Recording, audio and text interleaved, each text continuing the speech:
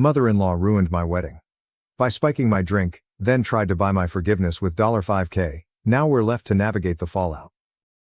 My mother-in-law secretly spiked my drink at my wedding, causing me to faint and ruin the reception. Now she's trying to buy my forgiveness with $5,000 because my husband has made his decision. Hi everyone, I'm Rachel, 27F, and I just got married a week ago to my wonderful husband Jaden, 32M. The wedding felt like something straight out of a telenovela. This whole journey began 2 years ago at a local coffee shop. I was a regular there, always needing my morning caffeine fix to start the day. One day, I noticed a tall guy with kind eyes standing in line behind me. He seemed nice, but to be honest, I wasn't really paying much attention. All I could think about was getting my hands on a latte. Later that same week, I bumped into him again, and this time, we ended up chatting while waiting for our coffees. We talked about everything. Our favorite books, weird childhood stories, and even our mutual love for that cozy little coffee shop. We laughed a lot, and for the first time that day I felt truly awake. Looking back, I realized that I was quick to judge at first, perhaps because I was so absorbed in my routine or because Jaden wasn't the kind of guy I typically gravitated toward. But that day, something shifted in me. There was a genuine kindness in him, a warmth in his smile that I couldn't ignore. We exchanged numbers, and that very night, Jaden texted me, asking if I wanted to grab dinner sometime. We ended up going to this tiny Italian place hidden away on a side street. The food was incredible, but the best part was our conversation. We talked for hours, and it felt effortless. We discovered we had a surprising amount in common, a love for old movies, a secret passion for karaoke, even though neither of us is very good, and a shared obsession with tacos. Over the next few weeks, we started seeing more and more of each other. We went on hikes, explored museums, and even tried, and failed, to take a pottery class together. The more time I spent with Jaden, the more I realized how special he was. He was funny, intelligent, supportive, and always knew how to make me smile. He pushed me to be a better person and made me feel like I could be completely myself around him. Then, on our second anniversary, Jaden surprised me with the most incredible proposal. We were on a weekend getaway to a charming cabin in the mountains. It was snowing softly outside, and we were cuddled up by the fireplace when Jaden got down on one knee and pulled out a ring. I don't even remember exactly what he said because all I could focus on was the love shining in his eyes. Of course, I said yes. As soon as we got back from our cabin trip, I dove into planning the wedding with so much excitement. But this is where things took an unexpected turn. After Jaden and I got engaged, I met his mom, Maria, 57, for the first time. She lived a bit out of town, so we hadn't had the chance to meet before. At first, Maria was incredibly sweet to me. She talked about how thrilled she was to finally have a daughter-in-law. Jaden was her only child, and she mentioned that she had always wanted more children, so having me join the family felt like a big deal to her, almost like gaining another child. She even hugged me warmly and said she couldn't wait to get to know me better. However, things began to change rather quickly. That weekend, Maria came to stay with us to help with some wedding planning and to spend more time together. Initially, I was thrilled, thinking we'd bond and grow closer. But as the weekend progressed, her attitude shifted in a way that made me uncomfortable. The first passive-aggressive remark came during breakfast on Saturday morning. I had made a batch of my favorite pancakes, and while Jaden was outside enjoying his coffee, Maria looked at me with a smile and said, "Oh, I guess you don't worry too much about carbs, huh?" I laughed it off at the moment, assuming it was just a casual comment, but it stung a bit. Later that day, as we were flipping through some wedding dress magazines, Maria pointed at a model and remarked, "This dress is stunning, but it's meant for someone with a very specific figure. Not everyone can pull it off." She glanced at me as she said it, and it felt like a subtle dig, suggesting she didn't think I could wear something like that. I just nodded and tried to brush it off, but the comment lingered, making me feel self-conscious. The remarks kept coming. When we were out shopping for some decorations, she casually mentioned, "You know, my friend's daughter lost 20 pounds for her wedding. She looked so stunning. Have you thought about doing something like that?" I was taken aback and didn't really know how to respond. I mumbled something about being content with my body as it is, but it left me feeling judged, as if she thought I should be trying to lose weight for the wedding. The next morning, while she was looking through my kitchen cupboards, she commented, "Oh, you have a lot of snacks here. I'd try to keep my house a bit more on the healthy side. You don't want to gain weight before the wedding, do you?" I couldn't believe she was still harping on about my weight, and it was beginning to really hurt my feelings. It felt like she was picking on me, even though she always had a smile on her face and spoke in a seemingly kind tone. What struck me as odd was that Maria never made those comments in front of Jaden. It was as if she had a switch she could flip on and off. When Jaden was around, she was all smiles and sweet words, but the moment he stepped out or was in another room, she'd start making those passive-aggressive remarks. I felt like I was living in two different worlds, one where I was accepted and loved, and another where I was constantly judged and criticized. Initially, I didn't think it was necessary to bring this issue up with Jaden. After all, it was his mom, and I didn't want to create any tension between us, especially since we had just gotten engaged and were in such a blissful place. I kept telling myself that it was just a minor inconvenience, something I could handle. Besides, I'm not exactly thin. I have curves, and I'm proud of my body. I've worked hard to feel confident in my own skin. Maria's remarks were more annoying than anything else. It felt like she was trying to undermine my confidence, but I was determined not to let her get to me. However, Maria started coming over more frequently. It felt like she was around every weekend, and it was beginning to drive me a little crazy. I worked from Monday to Friday and only had the weekends to focus on wedding planning. But every time I turned around, there was Maria, offering to help or just hanging around. It was tough to concentrate on wedding preparations with her constantly there, making little comments and acting like she knew better than I did. One weekend, she called to say she'd be coming over again. I felt a knot of anxiety in my stomach because I really needed some time alone to plan without her input. So I told her I was going to be busy and wouldn't be at home. She asked what I was up to, and before I could stop myself, I blurted out that I was going to look at wedding dresses. I think I just wanted her to know that I had important things to do. To my surprise, she got really excited and said she'd love to come along. I didn't know how to say no without sounding rude, so I reluctantly agreed. The next thing I knew, she was at my door, beaming and eager to help me find the perfect dress. I tried to smile back, but inside, I was dreading how this shopping trip would unfold. We visited a few bridal shops, and from the moment we stepped inside, Maria was in full mom mode, suggesting dresses that didn't appeal to me and making comments about how certain styles wouldn't flatter my figure. It was utterly draining. I felt like I couldn't even breathe without her casting judgment. When I tried on a dress that I genuinely loved, she remarked, "It's nice, but don't you think it's a bit snug around the waist? Maybe something more flowy would suit you better." I was crushed because I adored that dress, but her words made me second-guess myself. By the end of the day, I hadn't found a dress, and I was feeling pretty low. Thankfully, Maria went back to her place, and I finally had a moment of peace. For the next few days, she kept texting me, asking when I would be looking for dresses again. I just kept saying that I didn't know when I'd have the time. I was determined not to tell her when I planned to go shopping, but my plan unraveled when Jaden mentioned to his mom that I'd be going dress shopping the next day. So she called me, asking what time she should come over. I found myself at a crossroads. Maria had already made so many remarks about my body that I dreaded the idea of her tagging along. I knew that if I took her with me to the bridal shop, she would ruin the day with more comments and judgments, so I decided to come up with an excuse. I told her that the bridal shop had a rule allowing only 2 people to accompany me, and my mom and maid of honor were already on their way. I realize now that it was a pretty lame excuse, but at that moment I couldn't think of anything else. Maria quickly pointed out how ridiculous my explanation was and said, "What kind of bridal shop only allows 2 people? That's just silly." I fumbled for a response and said, "I know it's weird, but that's what they told me." I was sweating bullets because I knew how flimsy my lie sounded. I hurriedly told her I had to go and ended the call before she could ask any more questions. As soon as I hung up, a huge wave of guilt washed over me. I hated lying, especially to Jaden's mom, but I just couldn't face another day of her making me feel bad about myself. I decided to focus on the positive and remind myself that this day was supposed to be fun and exciting. My mom and maid of honor picked me up and we headed to the bridal shop. I did my best to shake off the lingering guilt and just enjoy the moment, and in the end, I found a dress that I absolutely loved. After that, Maria didn't call, text, or even visit our house. She still kept in touch with Jaden, which was a bit of a relief since it avoided any awkwardness between them. I sent her a picture of me in the wedding dress, hoping to share some of my excitement with her. She responded with just a thumbs up emoji and nothing else. I wasn't sure how to interpret that, but I decided not to overthink it. With so much to do as the wedding approached, I didn't have time to dwell on her reaction. As the wedding day drew nearer, I became increasingly busy with all the preparations. Honestly, I didn't reach out to Maria again. There was so much to coordinate, finalizing the guest list, confirming the caterers, and ensuring that all the decorations were perfect. Finally, the big day arrived. It exceeded all my expectations. The ceremony was beautiful, and I couldn't stop smiling as I walked down the aisle toward Jaden. The look on his face when he saw me in my dress was priceless, making all the stress of planning worthwhile.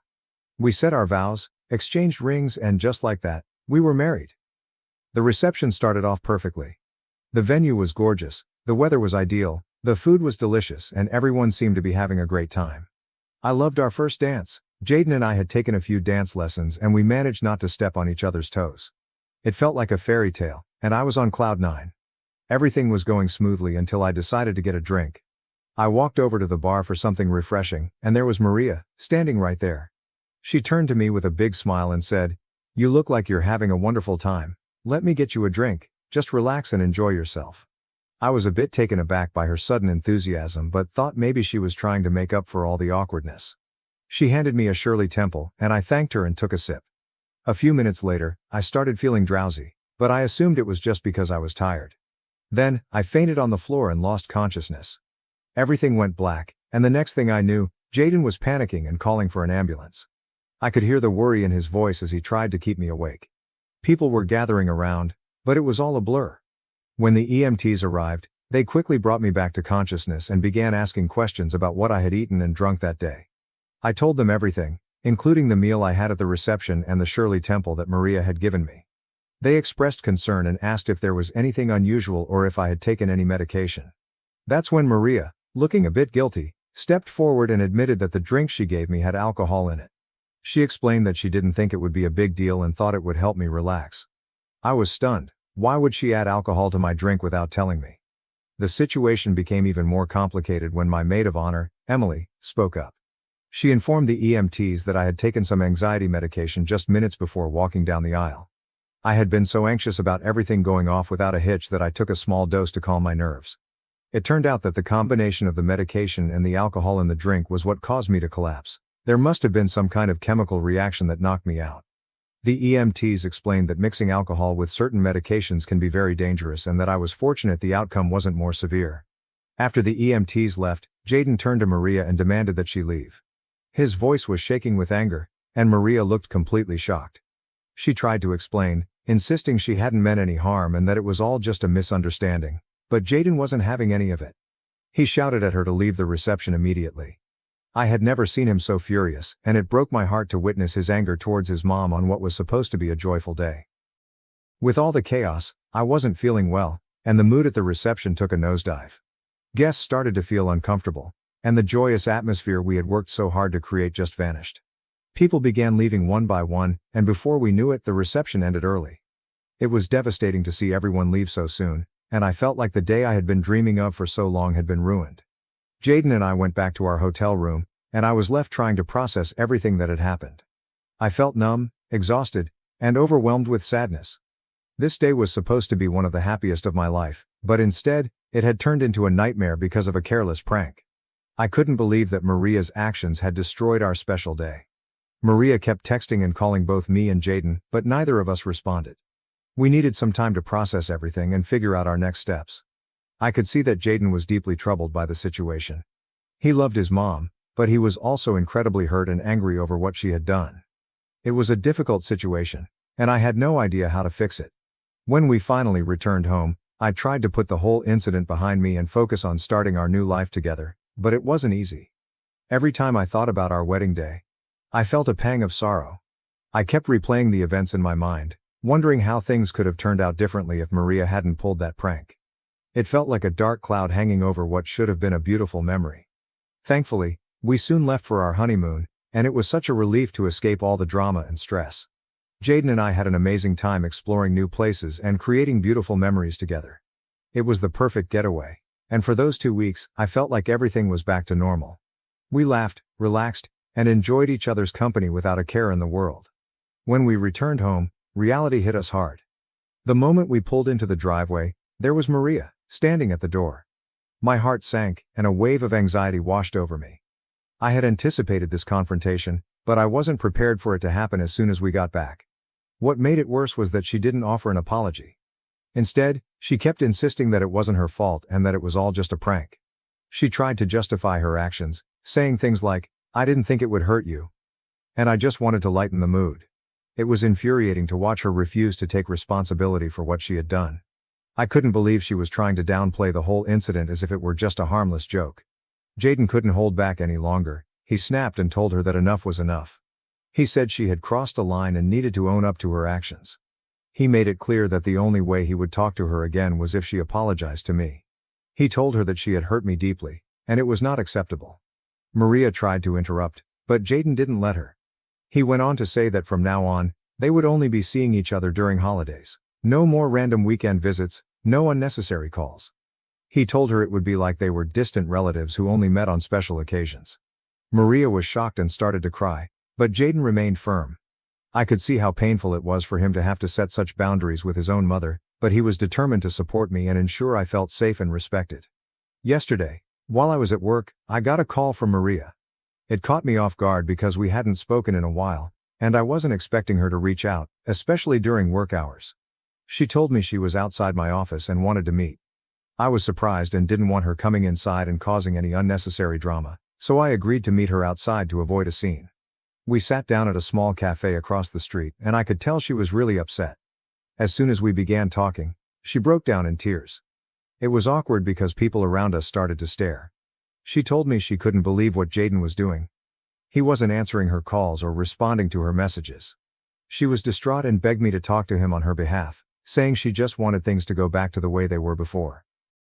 I want to point out that, up until this moment, Maria still hadn't apologized to me for what happened at the wedding. It was as if she was in complete denial about the impact of her actions.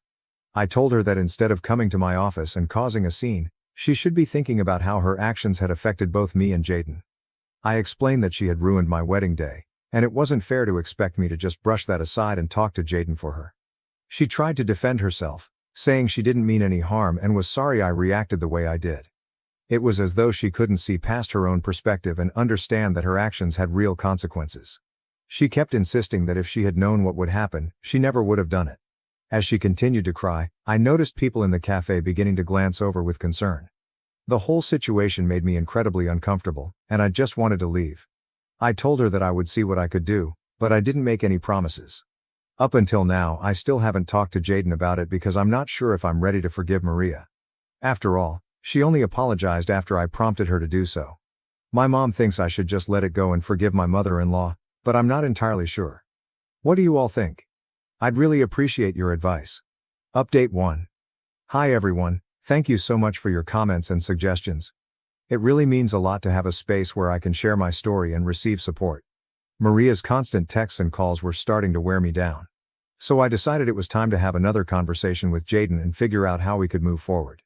I told Jaden that Maria had come to my office and apologized to me. It wasn't entirely true. Her apology wasn't exactly what I needed, but I felt like it was time to start mending things, even if just a little.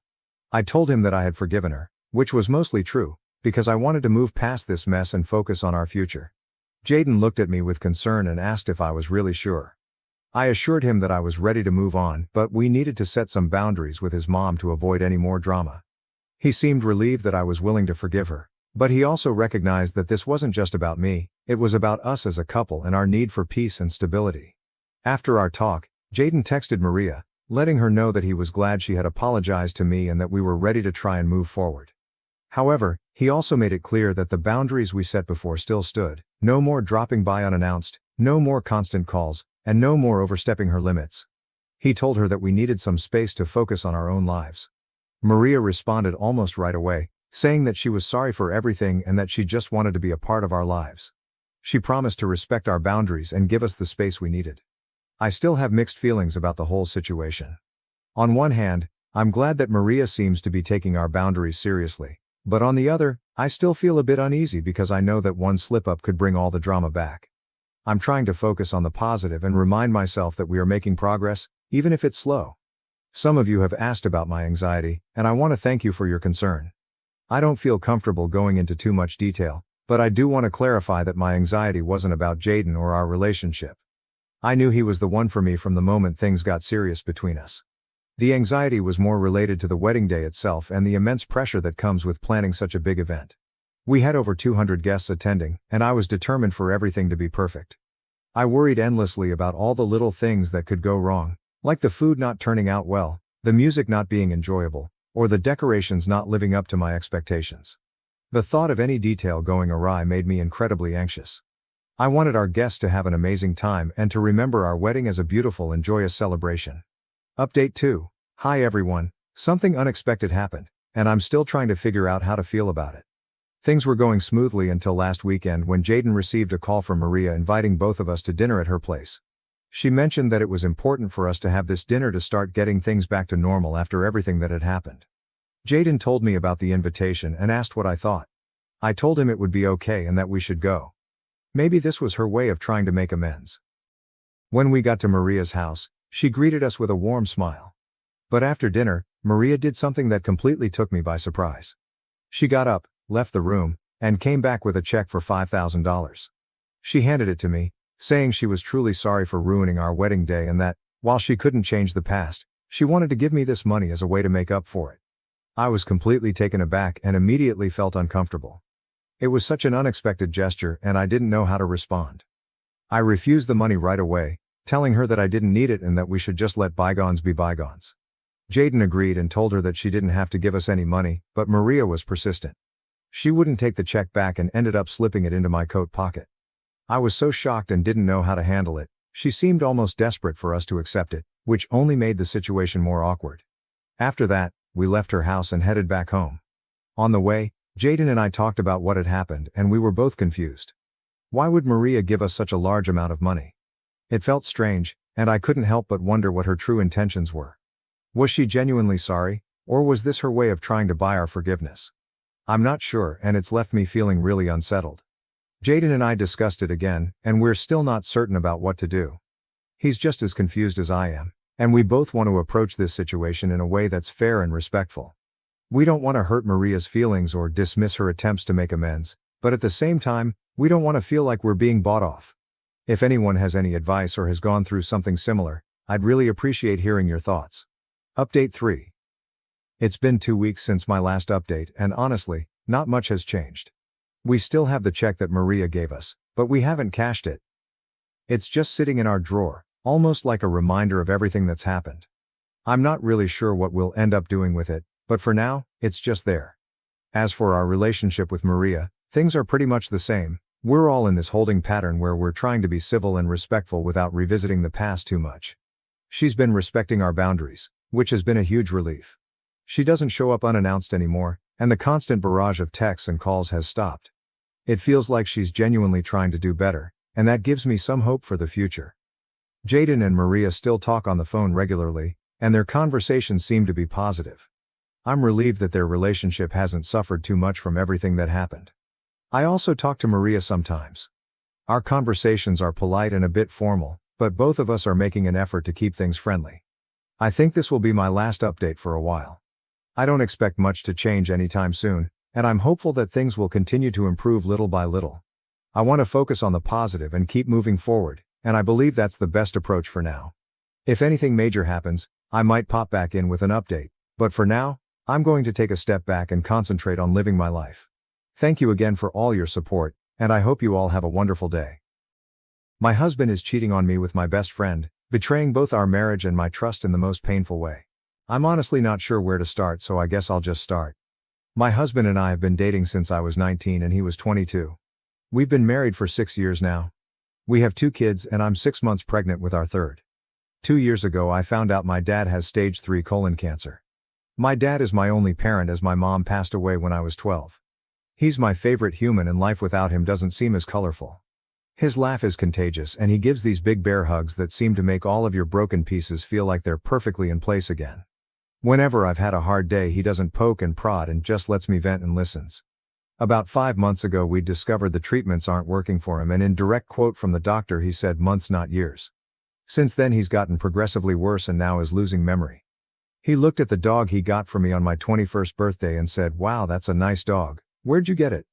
My husband has been my absolute rock. He has been there for me holding my hand and helping me through this. He's been so loving and attentive to both my kids and I. Don't get me wrong, I am a mother first always. I don't allow myself to wallow. My kids are still loved, cared for, played with, and I haven't let my load slack around the house. Once my dad got his updated prognosis, my husband encouraged me to quit my job. About a month later we discovered we were pregnant again and I still hadn't let go of my job. I kept holding out for some reason. After finding out I was pregnant again, he assured me it was still okay to quit my job, that honestly it would save us a small fortune on daycare costs anyways. So I did, I quit my job. My best friend and I have been friends since diapers. Her family is like my family and vice versa. My mom and her mom grew up together. We've always been solid, and right after my dad's appointment, when we found out he had so little time left, I drove straight to her house and she held me while I cried for hours. If there are soulmates in friend form, she was mine. Thick as thieves, is what my mom used to say. This morning as I was up with my 3-year-old, he's sick, my husband's work alarm was going off. He has a few he sets, so I turned that one off and gently woke him up. He said he was up late working, so he took the morning off. Rolled over and went back to sleep. As I went to turn off the remainder of his alarms, I saw a text from my friend on his lock screen that said, "I'm assuming since there hasn't been an angry pregnant lady on my doorstep, you haven't told her about us yet?" Time froze at that moment. I took his phone and walked away and just read their conversations. 4 months this man has been fucking my best friend. 4 months these people have been lying to my face. And I know what you're going to say, you should have seen the warning signs. But I've been clutching this phone in my hand for 2 hours and nothing. He has been so loving and attentive to me, but he always has been. So kind and gentle. There have been no late night work nights except for once in a blue moon. There has been no lingering touches between them or even glances. They act as they have since the day I first introduced them.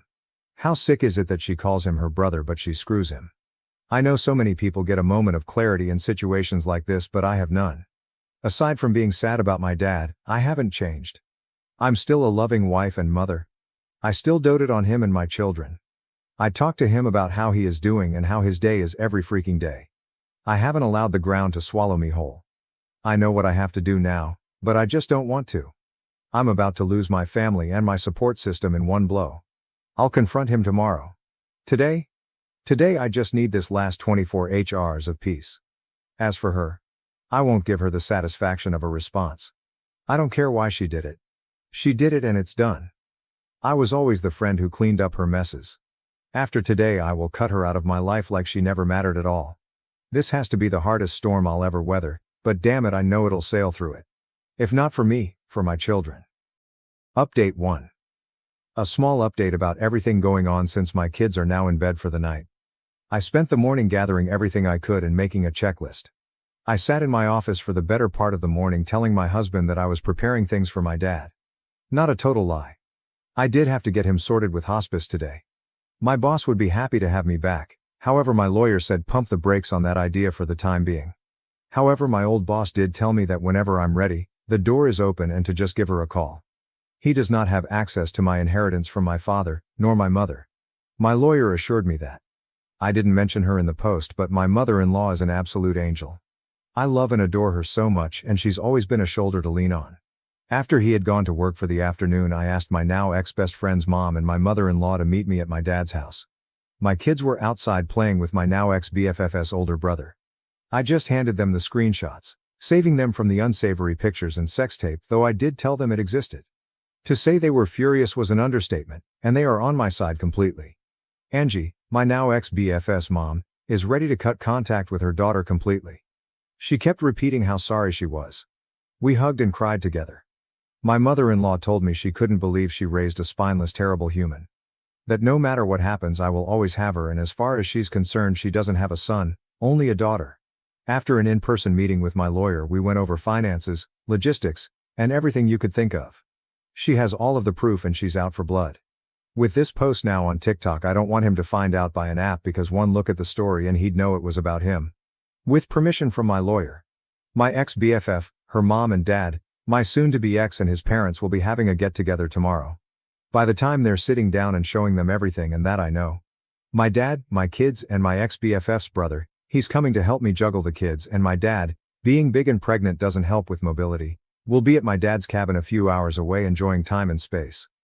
I know a lot of people were hoping for me to get revenge or do psychological warfare, but honestly after my kids went to bed I took a shower and just broke. I don't have the strength or energy to dish anything out. I just want out. Pretending like everything was okay today was too exhausting and I just don't want to do it. Once he finds out tomorrow I'll update with the aftermath, as I'm sure it will be huge. As for now, thank you all so much for your kindness, warmth and support. Truly. Your words have helped give me the strength to keep my head above water. I appreciate every single last one of you for everything. Update 2. For my typing's sake, I'm going to give everyone fake names, so for context, mother-in-law and father-in-law, Ruth and Joe ex-best friend forever parents. Angie and Bob ex-best friend forever. Jess soon to be ex-Tyler. Ex-best friends forever brother, Jake. And I'll just refer to my dad as Dad. I have a few things I want to get through, so I'll just summarize as best as I can, and if you have any questions I'll answer in the comments. To get this out of the way, because to me it feels important. Yesterday I scheduled a same-day appointment with my obstetrician gynecologist and got tested for just about every STD/STI out there. I got the results back and they were all negative. There's a few that take up to 2 weeks to get the results back for, so I'll be waiting on those. When I met with my lawyer, I bought everything on my end financially wise, including the wills from both my dad and my mom, and I managed to get my hands on his financial documents. He stores his in his office in a locked box. I also brought over everything we had set up financially for my children. While I'm not totally sure if it's everything, I'm pretty confident I got most of it. My lawyer was happy I managed to get my hands on that much. Ruth even handed over her will to me from both her and Bob to ensure I was taken care of in the divorce. My lawyer understands I am wanting a divorce immediately, however she wants to make sure she is thorough and isn't missing any key info. So hopefully I'll have actual divorce papers to give him in about 30 days. I'm not rushing her though, I'm letting the professional do her job. Now for the sit down. I asked Angie and Ruth to describe everything in detail on what happened. Angie, the revenge seeker that she is, forced them to sit through a slideshow she put together of all of the texts. I know a lot of you were concerned about one of them telling them sooner than later, but they were so secretive they didn't even tell their significant others about what was happening. Once the slideshow ended, Tyler tried lunging for Jess and Joe actually had to force him to sit down. Tyler was shouting profanities at Jess and telling her she will regret this. Jess started crying and begging her parents for forgiveness. Bob looked his daughter in the eye and told her he will never forgive her for this. Blood or not, she is no daughter of his. He didn't raise his daughter to be this person. Jess was always a daddy's girl, so I think that cut her pretty deep. Jess is in the middle of a divorce herself and her parents were giving her money for her lawyer and they told her she is cut off from them both financially and physically. Tyler's dad was irate. According to Ruth, he looked like he was holding back on throttling him. From there Tyler went straight home. I know because we have a Ring doorbell camera along with a few cameras in the house for our kids to keep an eye on them when we aren't right next to them. Tyler came home and saw that most of mine and the kids' stuff was gone and he lost it. Started yelling and throwing things. The house is now trashed with a few holes in the walls for decoration. When he didn't find us there, he went to my dad's. While I did spend most of the day, he was at work packing and moving things into my dad's house. We were already at his cabin. Tyler took a baseball bat to my dad's door trying, and failing, to break it down. My dad's neighbor actually called the cops on him and he was arrested. His parents refused to bail him out. I had an appointment with my therapist today. I've had one for a year now since I was struggling with my dad, and it felt good to just cry it out and let everything out about how I was feeling. It was very helpful and she gave me a few tools to work through my emotions with this one. I felt very grounded and empowered leaving my session today. I'm also planning on setting up my children with a therapist when we get back from the cabin to figure out the best way to deal with telling them. I know people said I shouldn't, but I will be telling them, just in an age-appropriate way. I don't want there to be secrets and lies between us. I've always been as open and honest as I can with them, again in the most kid-appropriate way. Just because they're small humans, they're still humans and still deserve the truth. I had a handful of comments telling me I should stay and every man cheats. I should work things out because most of our marriage was good. I refuse to believe all men cheat. My parents were married for 20 years and after my mom passed, my dad never moved on. I watched my dad love my mom for 12 of those years and cherish her. I will not accept anything less than that kind of love. He never cheated, nor did she. While I'm not sure when I'll be ready to move on, falling in love is the absolute last thing on my mind at the moment. I refuse to let Tyler win and destroy love for me completely. I will move on from this. Jess started blowing up my phone demanding I fix this situation and immediately blaming me. My lawyer told me to not block texts just in case they spill out additional info I was missing. She was playing the poor me card very hard. The thing is though, I never influenced Angie and Bob to cut contact with their daughter. They made that choice on their own. She actually started blaming me for stealing the love of her life. I introduced them when Tyler and I started dating, so not sure where that came from, and that Tyler is only with me for the kids. Honestly, I knew she was just trying to hurt me at that point. I didn't give her the satisfaction of responding though. Between her and Tyler I have about 200 missed calls. Tyler went from begging and pleading me to forgive him. Like I said, I didn't have divorce papers to hand him, so he's stuck in this unknown gray area. I also asked Angie and Ruth to not say anything about the divorce to him yet. Purely just for my satisfaction, honestly. I know it's slightly petty, but keeping him in that gray area of not knowing is my small revenge to him. To threatening to call the cops on me for kidnapping, telling me Jess wasn't the only one, bingo, just what I was looking for, to telling me I'm a stuck-up bitch, to threatening me, to back to begging me for forgiveness. Honestly, it was just a whiplash reading those texts. I'd be lying if I said that those texts didn't hurt me and terrify me all at once, but I refuse to let them break me. As for both of them together, I don't think he's going to stay with her. I think he blames her for blowing up our marriage, honestly. Who knows though, they deserve each other. I was initially okay to do a 50-50th split with Tyler for custody, but after his reaction I don't feel comfortable with that, so I'll likely be going for full custody. Jake has about 30 days of leave he's saved up, and he's going to be using them to help the kids and I get settled at my dad's house, and honestly to be there in case Tyler tries showing up going crazy again. He's been such a big help to the kids and I lately, and I'm forever in his debt for this. Last night after the kids went to bed, he hooked up his Xbox and we played a game called Diablo 4 together to help me take my mind off of things. It was fun. However, he did sort of confess that he's always had feelings for me somewhere in the midst of things, but also told me to not say or do anything back. He understands a relationship or anything like that isn't on my mind and won't be for a while. He isn't wrong, but just that he's felt that way since we were teenagers and just wanted to get it off his chest. Thank you again. Seriously, your comments, your support, your messages, all of it has been one giant breath of fresh air. Just knowing I have a whole online community willing to go to bat for me has kept me treading water these last couple days. Your comments have popped in my head when I felt like just giving up on leaving him because it's so hard, and gave me so many great points and helpful advice. I know I deserve more and I can't accept his actions. And to the people who commented relating to my situation, my heart goes out to you all. This pain is awful and I hate that so many of you can relate, but your stories have resonated deep within me. You all keep commending me for my strength, and my personal favorite is telling me how proud of me you are. Every time I see those words I start to tear up. I'm blaming the pregnancy hormones, but your words have helped put me at ease so that way I could do what I knew I needed to do. So I'll leave this here for now. If anything of importance happens when I go back home, I'll update further. Thank you all, and I hope you have a wonderful evening. Questions in the comments, Hobbit Bones. I'm sure many of us would like to know, have you told your lawyer that you want to go for full custody? And have you saved those messages your soon-to-be ex said with threats toward you and your children? I'm sure you have, since you saved screenshots of messages the first time. You've handled this really well. You've done all the right things to gather evidence and protect yourself. I'm proud of you. And I really wish the best for you and your children. OP answer. I forwarded everything to her as well as telling her he was arrested, and she responded with, full custody. And I agreed. Thank you, truly so much. A comment deleted after an overwhelming number of downvotes faulted OP for taking her kid's father away from them. To this, OP replied, I'm not taking away their father. I will not keep them from him at all. But yes, I will most likely go for full custody. Not out of bitterness or spite, because I could simply never be that person. There is zero excuse for punching holes in walls, and trying to break down my dad's door, threatening to unalive me, unalive our children. If he wants to see them, I will allow supervised visits. Maybe in the future, if he gets therapy and help for those thoughts and actions, I'll allow it. For now, my mind is made up. You may see it as running away, but I see it as taking space to comprehend what has happened to my life and allow myself breathing room. My entire future I had carved out for myself and my children has exploded right in front of my face. That deserves breathing room. And yes, I allowed others to confront what they did to me, simply because I don't have the mental capacity. My focus is on my kids and my dad, everything else is background noise. Honestly, even if I did confront them myself, my in-laws and ex-friends' parents would have had their own confrontation regardless.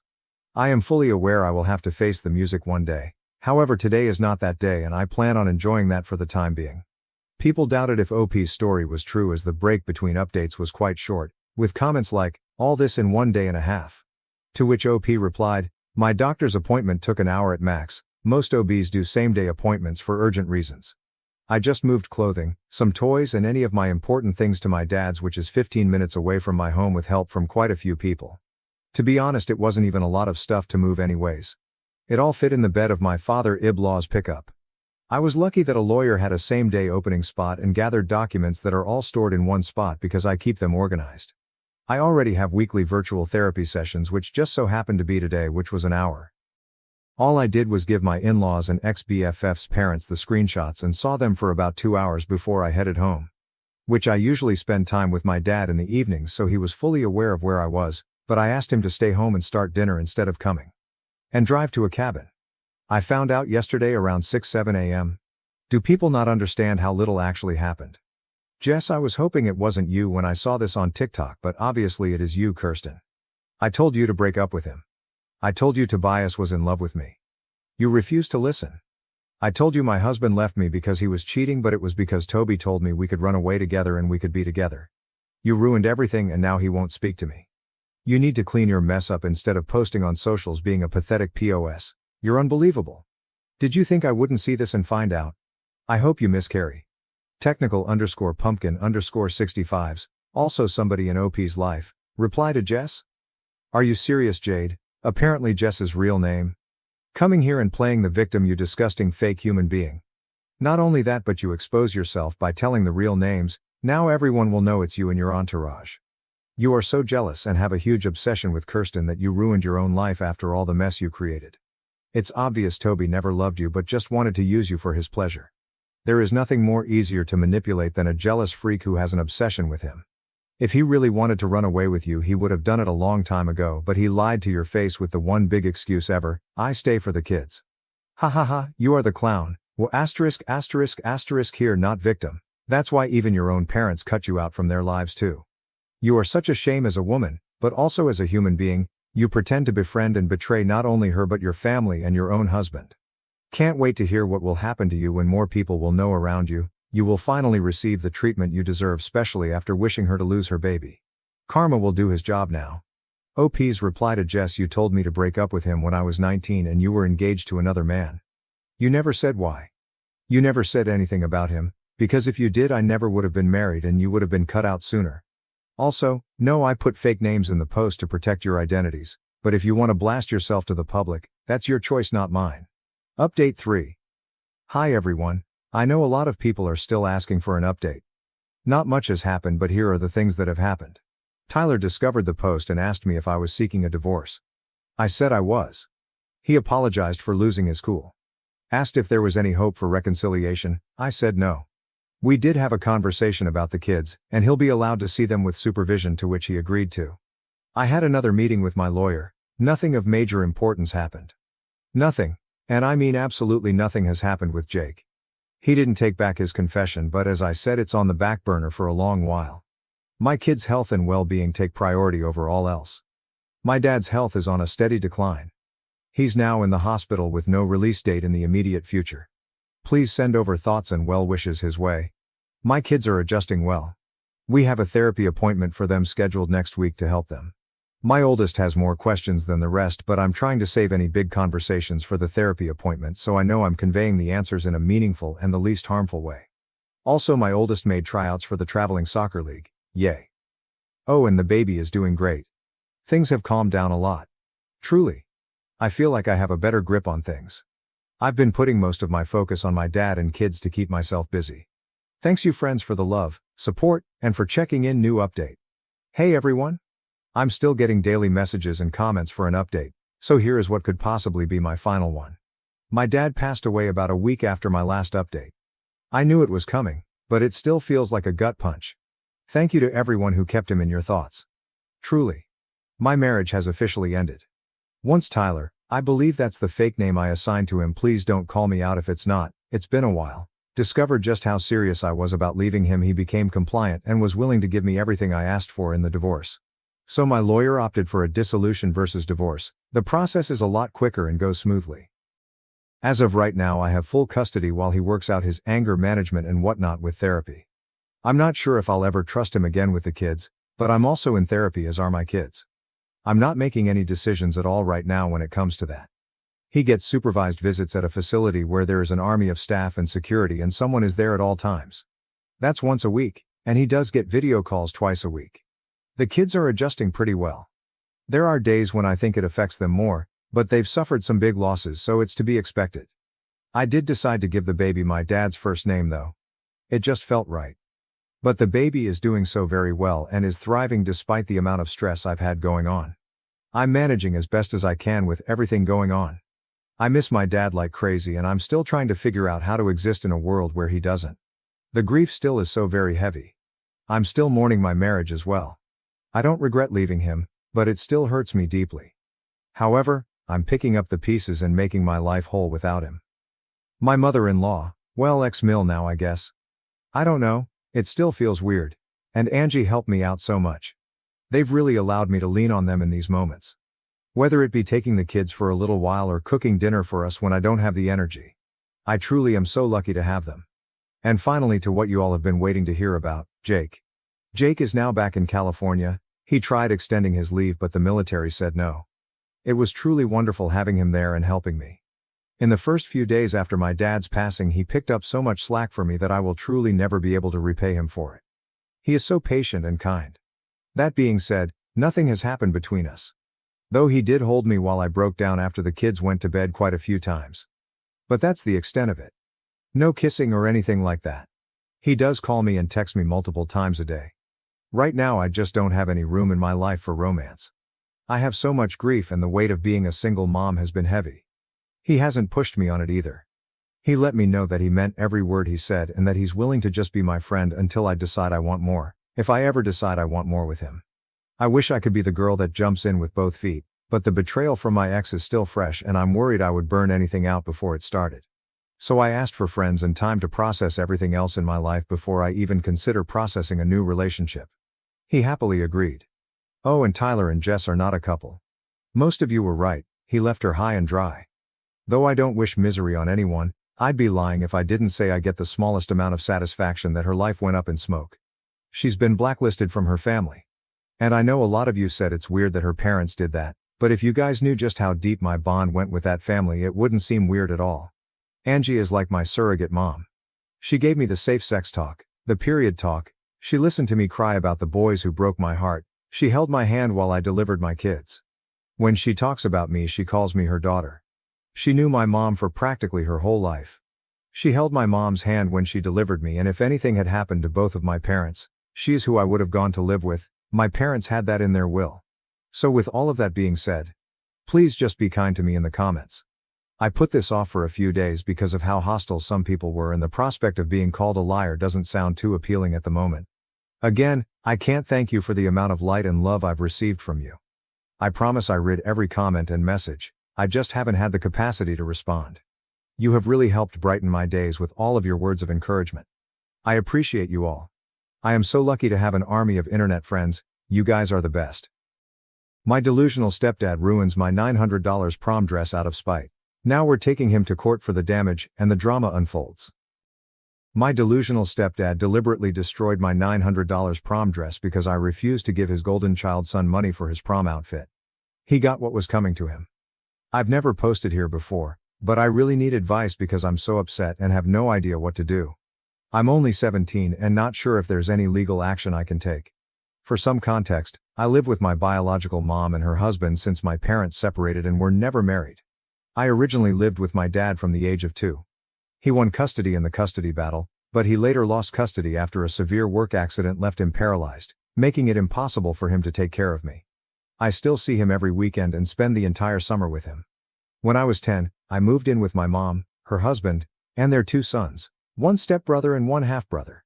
Ever since then, my stepdad has made it clear, both directly and indirectly, that I've disrupted their lives by re-entering my mother's life because I'm just another person they have to take care of. I've been working since 10th grade and have been saving up for my senior year in college since last year with the money from my job. My mom and her husband made it clear that my mom would only help with the basics like my graduation cap and gown, senior dues, and senior class photo.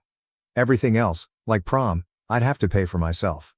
I earn about $400 every 2 weeks from my job, which I've been saving entirely, and I make extra money by doing nails, around $100 a week plus tips, which I use for spending money. Since it's my senior year and the last year of high school, I wanted to go all out for prom, so I set an $800 budget for my prom dress. My prom is in April, and I wanted to get my dress early since the really cute ones sell out fast. So, I went prom dress shopping in December and found a gorgeous dress that cost $890. It's dark green with a long train, rhinestones embedded into it, and glitter throughout the fabric. When I first showed my mom and stepdad the dress, they asked how much it was. My mom said she wouldn't pay for a dress that expensive, but I told them it was fine because I had more than enough money saved up to buy it and would still have plenty left, $23,000 to be exact, though only my mom knows that. My mom said I could get the dress and that it was very pretty. However, my stepdad said it was irresponsible and a waste of money, and that I should use it for better things like helping out the family and paying some bills, suggesting I get a cheaper dress for no more than $300. Mind you, both his sons own PS5s and multiple pairs of $200 plus shoes. Long story short, my mom disagreed with him, and I ended up getting the dress. She even contributed $150 toward it. However, ever since then, my stepdad constantly brings up that I should help pay for things around the house since I have so much money to throw away. But my mom always shuts him down, saying that I work hard for my money and that I already help out by paying for Netflix, Amazon Prime, and Hulu bills, while my 18-year-old stepbrother doesn't pay for anything. Last Saturday, we had a huge argument because my stepdad suggested that I should help my stepbrother pay for his prom, to which I firmly said, no.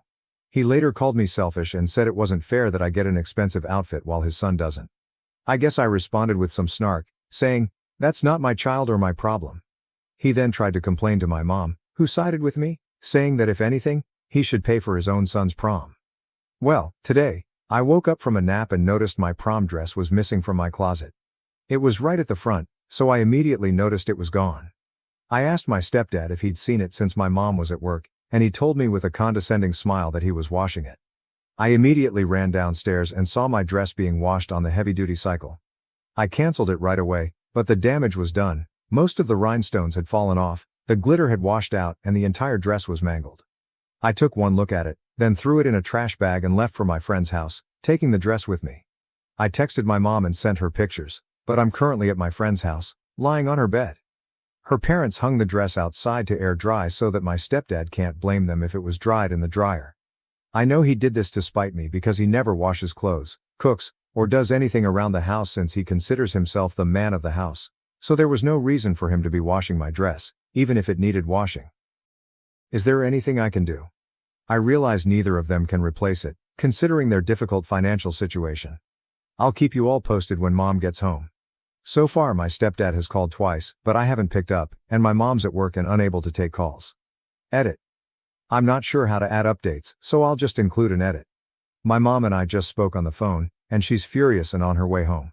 My friend, her dad, and I are heading to my house now, and my mom said she was going to call the cops as soon as she finished talking to me, so they might be there by the time I arrive.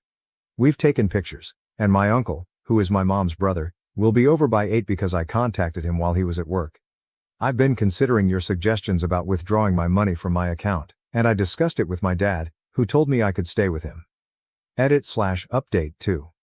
When I got home my friend stayed in the car while her dad walked me in and my stepdad was already gone. However, the police were at the house. As of now, the police said they couldn't really arrest him because it's not like he technically stole anything. It's hard to explain, but basically, they said that because he washed the dress and didn't keep it, it's not considered theft. They suggested I could get a confession and have him pay or take him to small claims court.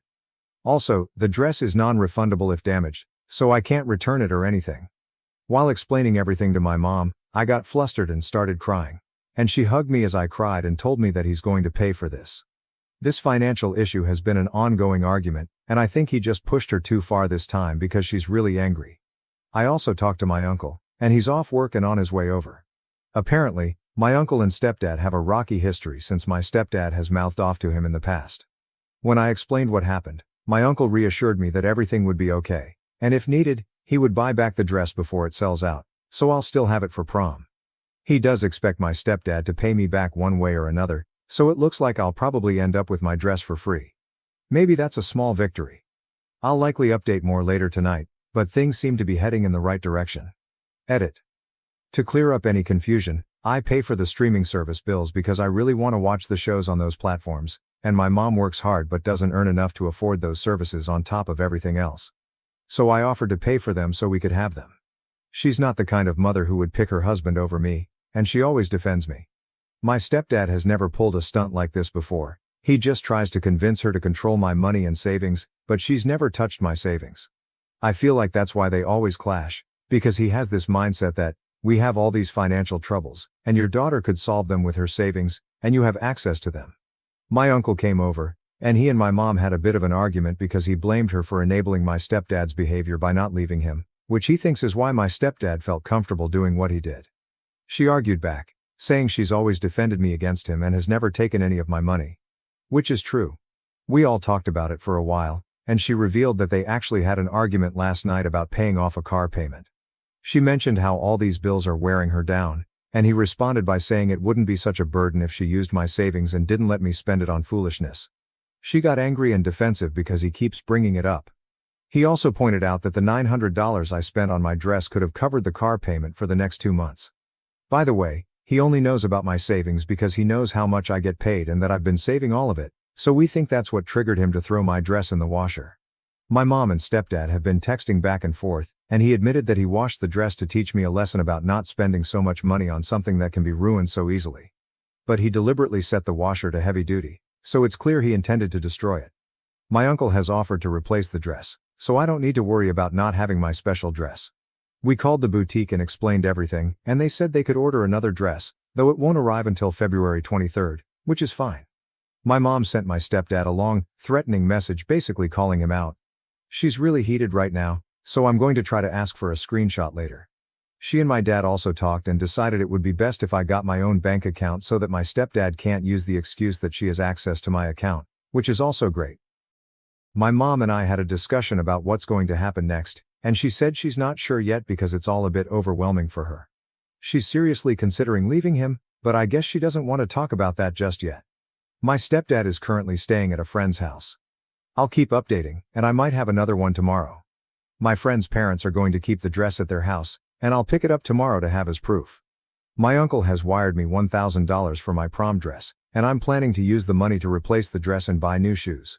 He's quite well off, which is one of the reasons I reached out to him in the first place. I'm going to call the boutique and see if they can reorder the dress, and I'll just pick it up sometime in February. However, we still want my stepdad to pay in some way, and we're working on that. My uncle has also called my other uncles and aunts, with my permission, to vent about the situation. So now most of my mom's side of the family, who all live in Georgia, are aware of what happened. I woke up to a flood of texts expressing sympathy and even some offers of money for prom, which have added up to about $300. So that's a positive outcome. My mom also contacted my step-in-laws, who then spread the news, complete with pictures, and I guess most of them are shocked, except for his mother, who is still buying his excuse that it's just a dress and it was an accident, despite the evidence. I also got a call from my stepdad's sister, who expressed sympathy, and through our conversations, I learned that my stepdad has been asking a lot of his family for financial help because, for some reason, he's bought so many things on credit that he can't keep up with the payments. My mom called my stepdad for answers, which we recorded, and he's basically trying to blame her, saying that if she hadn't pissed him off last night, he wouldn't have done it. He claimed he was trying to teach me a lesson about being responsible with money and that he had planned to lecture me afterward. My mom has now broken up with him because he blamed her for caring more about me than him, which is bizarre. This led to an argument where my mom said, "You think I care about her more than you? Well, you're about to see just how much I do." Their relationship had already been rocky because he can't manage money, and this was the final straw for her. So a lot has happened. First off, we've placed an order for my dress and it's being shipped now. It should arrive at the boutique by February 23rd, so that's sorted. My stepdad and mom are officially broken up, but my mom isn't sure yet if she'll proceed with the divorce because everything is still so fresh, and lawyers are expensive, and she can't afford it right now. They also have a prenup, so they don't share any assets, and the house is my mom's. It was her dad's house that she inherited. She had a different dad from her siblings, who all share the same father. My stepdad came back with his brother after a while and tried to make up for everything by buying me a new dress from Macy's that's similar in color and length to the original, but it's very tacky and ugly and looks nothing like the dress I originally had. He then tried to apologize, saying it wasn't his intention to ruin the dress and that he was just going to wash it to make a point, like, "See, this is why you don't buy things like this." And then he would have bought me another dress. But that explanation makes no sense at all. My uncle also came back to the house after I texted him that my stepdad had returned. My uncle was at the store when he got my message, and when he arrived, they got into a huge argument. My uncle demanded to know why my stepdad destroyed the dress, but my stepdad said he wasn't going to let anyone walk into his house and start making demands. My uncle called him a name, and my stepdad told him to say it again. So he did. And they ended up fighting. My stepdad lost the fight and then threatened to call the cops, but we reminded him that he swung first. After that, he went on a rant, cussed us out, and left, taking the dress with him. We're actually planning to follow your advice and take him to small claims court, considering the evidence and the damage. Hopefully, we'll come out on top. Right now, my stepdad is staying at his parents' house. For those curious about my brothers, here's an update. My 15-year-old half-brother was at his girlfriend's house since Friday, so he missed all the drama, but he reached out to me today. I love him so much. My 18-year-old stepbrother, on the other hand, has basically taken his dad's side, so there's not much more to say about that. Also, for those who suggested changing the streaming passwords, I've done that, and my mom and I are going to set up a new bank account for me later today. Thanks so much for all the support. I'll keep you updated as we make plans and hopefully get a favorable verdict. My wife overreacts to our daughter's minor injuries, causing strain in our parenting and increasing tension within the family. My 28F wife, 26F Sophia takes every scratch our daughters, 7 and 5, get extremely seriously. Every bruise, every scraped knee, every cut is an emergency to her. And because they're emergencies to her, they become emergencies to the girls. Not only does this mean it's hard to tell when an injury is actually dangerous, did she twist her ankle, or break it? Is her arm bruised, or fractured? But the kids are responding badly to any hurt they feel now. At the mere sight of blood, the 7 starts wailing like she's been stabbed. Even worse, her sister has started intentionally banging her arm into things or falling on concrete if she thinks she's not getting enough attention. Last week my wife took the oldest one to urgent care because she got a canker sore and Sophia was convinced it was something more sinister.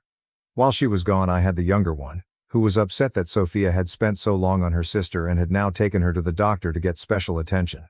So she threw herself on the tile floor in front of me and started screaming and holding the wrist she hadn't actually twisted. I'm so tired of all of this, I just let her scream. When I didn't give her the attention she wanted, her screaming in pain turned into sobbing because I wasn't cuddling her and kissing her better and promising her cookies and a late bedtime. I told her I'd be in the den with the cats when she felt like joining us. I felt like a bitch for letting her cry herself out, but she's never going to learn to walk off scooter falls or getting hit with dodgeballs at this rate, and she can't be rewarded for this kind of behavior. It's just not healthy. Eventually she ran out of tears and came to sit with us and I let her have a watered-down soda. Well, when Sophia got back with the older kid, who now had the same numbing gel we already had in the cabinet and $200 urgent care bill, our younger daughter told her what happened and now she's furious at me for ignoring something that could have been serious. I told her she's the one making mountains out of molehills and feeding into the actual dangerous behavior. We've been fighting about it all week and the kids have only been acting up more as a result. I'm so tired of this. Maybe my appendix will burst and I can spend a few nights in the hospital away from this insanity. Relevant comments. OP on if her wife had PPD when she got pregnant and gave birth. Did her wife have any medical trauma? OP. No and no. Both of them were adopted, and to the best of my knowledge she's never had negative doctor experiences. If she had, it wouldn't make sense to keep dragging the girls in for scratched knees. She's absolutely setting them up for failure, she just refuses to see that. If someone here can convince her to see a therapist, or an ounce of reason related to this specific situation, then they're miracle workers. She's great in almost every other aspect, I love her, but the constant coddling and panicking is getting ridiculous. Did OP and her wife have infertility problems? OP, no? As far as I know, both of us were perfectly healthy reproductively speaking. All pregnancy is dangerous and IVFs usually result in multiples, increasing the risks or forcing termination of it doesn't take right. And they're ridiculously expensive. A lot of places aren't exactly trustworthy when it comes to ensuring the health of sperm donors, etc. There wasn't a chance in hell I was ever carrying children, so that was out. She never fought to carry them. When we decided we wanted kids and we were in a place that it was feasible, we looking for agencies and found our girls. OP on the relationship her wife has with their daughters and if she's overprotective. OP, we've had long talks that always dissolve into arguments over the subject before. As I understand it, she really sees nothing wrong with what she's doing. She wants to make the girls feel like they'll be seen and taken care of, but she's going too far. She does spend time with them regularly. She has an office job and has them alone from 6 p.m. onwards on days when I work, Thursday, Friday, Saturday. And she doesn't work on weekends at all. But yes, the younger one has definitely learned that making it look like she's hurt herself, or actually hurting herself, however minor, is a surefire way of getting Madre's attention. Not sure I helped last week. I don't want her thinking mama doesn't care, but I just could not bring myself to reward her pretending to be hurt. That's an interesting idea, it might help the girls, although I don't see it changing Sophia's behavior much. Update. Wow, my first post got more popular than I was expecting. Not a full update, but a few people were curious, so I thought I'd throw this out there with some of this week's developments and some clarifications. This sub only allows 2 updates, so the next one, if I end up publishing it, probably won't be anytime soon. TLDR, my 28F wife, 26F, has been making our daughter's injuries worse by treating all of them like an emergency.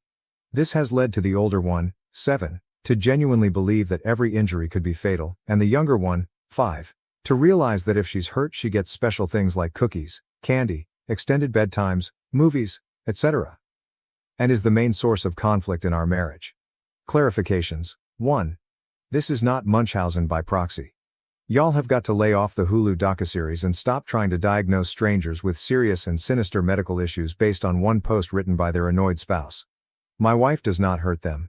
She is not poisoning them, or looking for drugs to feed them, or posting all over social media about how great she is and how lucky the girls are, etc., etc., etc., or trying to scam people out of money or a Habitat for Humanity house. Sophia is not worrying for the attention of it. She is trying to ensure that they don't feel ignored and neglected, to the point that she takes everything that they say seriously, but she's gone too far and it is now backfiring. The few people who pointed out that the younger's behavior of faking injuries or actually giving herself a bruise could develop into something more serious are correct, however, which is a concern that I also have.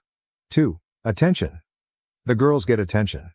They get plenty of attention from both of us. They are not being neglected to the point that they need to injure themselves as a cry for help. For one thing, my older daughter doesn't do that. She is just genuinely convinced that bruises could be internal bleeding and any bump on the head could be a concussion. Which means that I'm going to have to give her the period talk pretty soon, or she's going to think she's dying if she starts early. For another thing, the younger one tends to only do it when she thinks her sister is getting something she wants, or we said no earlier in the day. They get attention, but they get special attention when they're sick or hurt.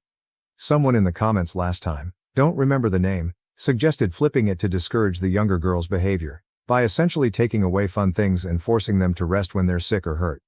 A few other people suggest pain charts of some variety, or first aid classes. Those might help with the older one and Sophia herself. That was probably the most viable advice I got, however well-meaning and true a lot of other stuff was. 3. Therapy right now is not an option.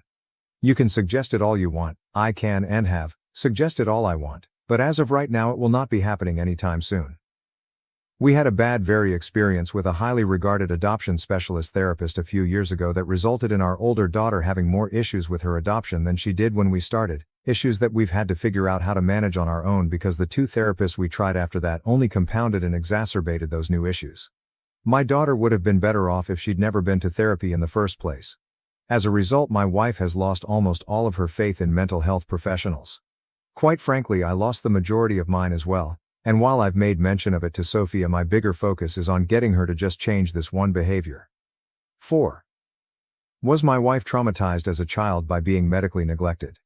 To the best of my knowledge, no. She doesn't have any long-term health issues, and she was never very involved in any physical and potentially dangerous sports when we were in school. Her family hasn't suffered from very many illnesses or accidents, even during COVID.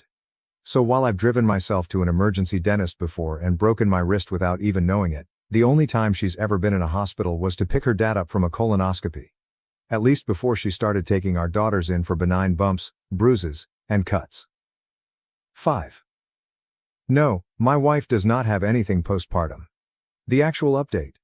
After a couple of other comments brought up how my girls behave away from us, I decided to ask.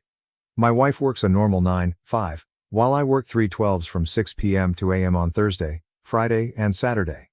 During the winter they have school and daycare respectively. This winter the younger one will be in kindergarten though, and during the summer they both go to daycare from about 8 a.m. to 4 p.m. on my workdays, and just in the mornings on other days as needed. I do drop-offs and pickups. When I picked them up on Monday, I decided to ask one of the caretakers how the girls had been behaving. She told me they were fine. They bickered sometimes, but there was nothing unusual going on. I asked what happens when they get hurt or feel sick during the day, how they handle it, etc. I didn't tell them about my wife. I didn't want to be telling tales out of, or at, school. I think she might have thought I was looking for help, which I was technically, because she told me that as soon as a kid falls down, or takes a ball to the face or anything else, they start the whole interaction by telling them you're okay, and assessing the damage calmly as they approach.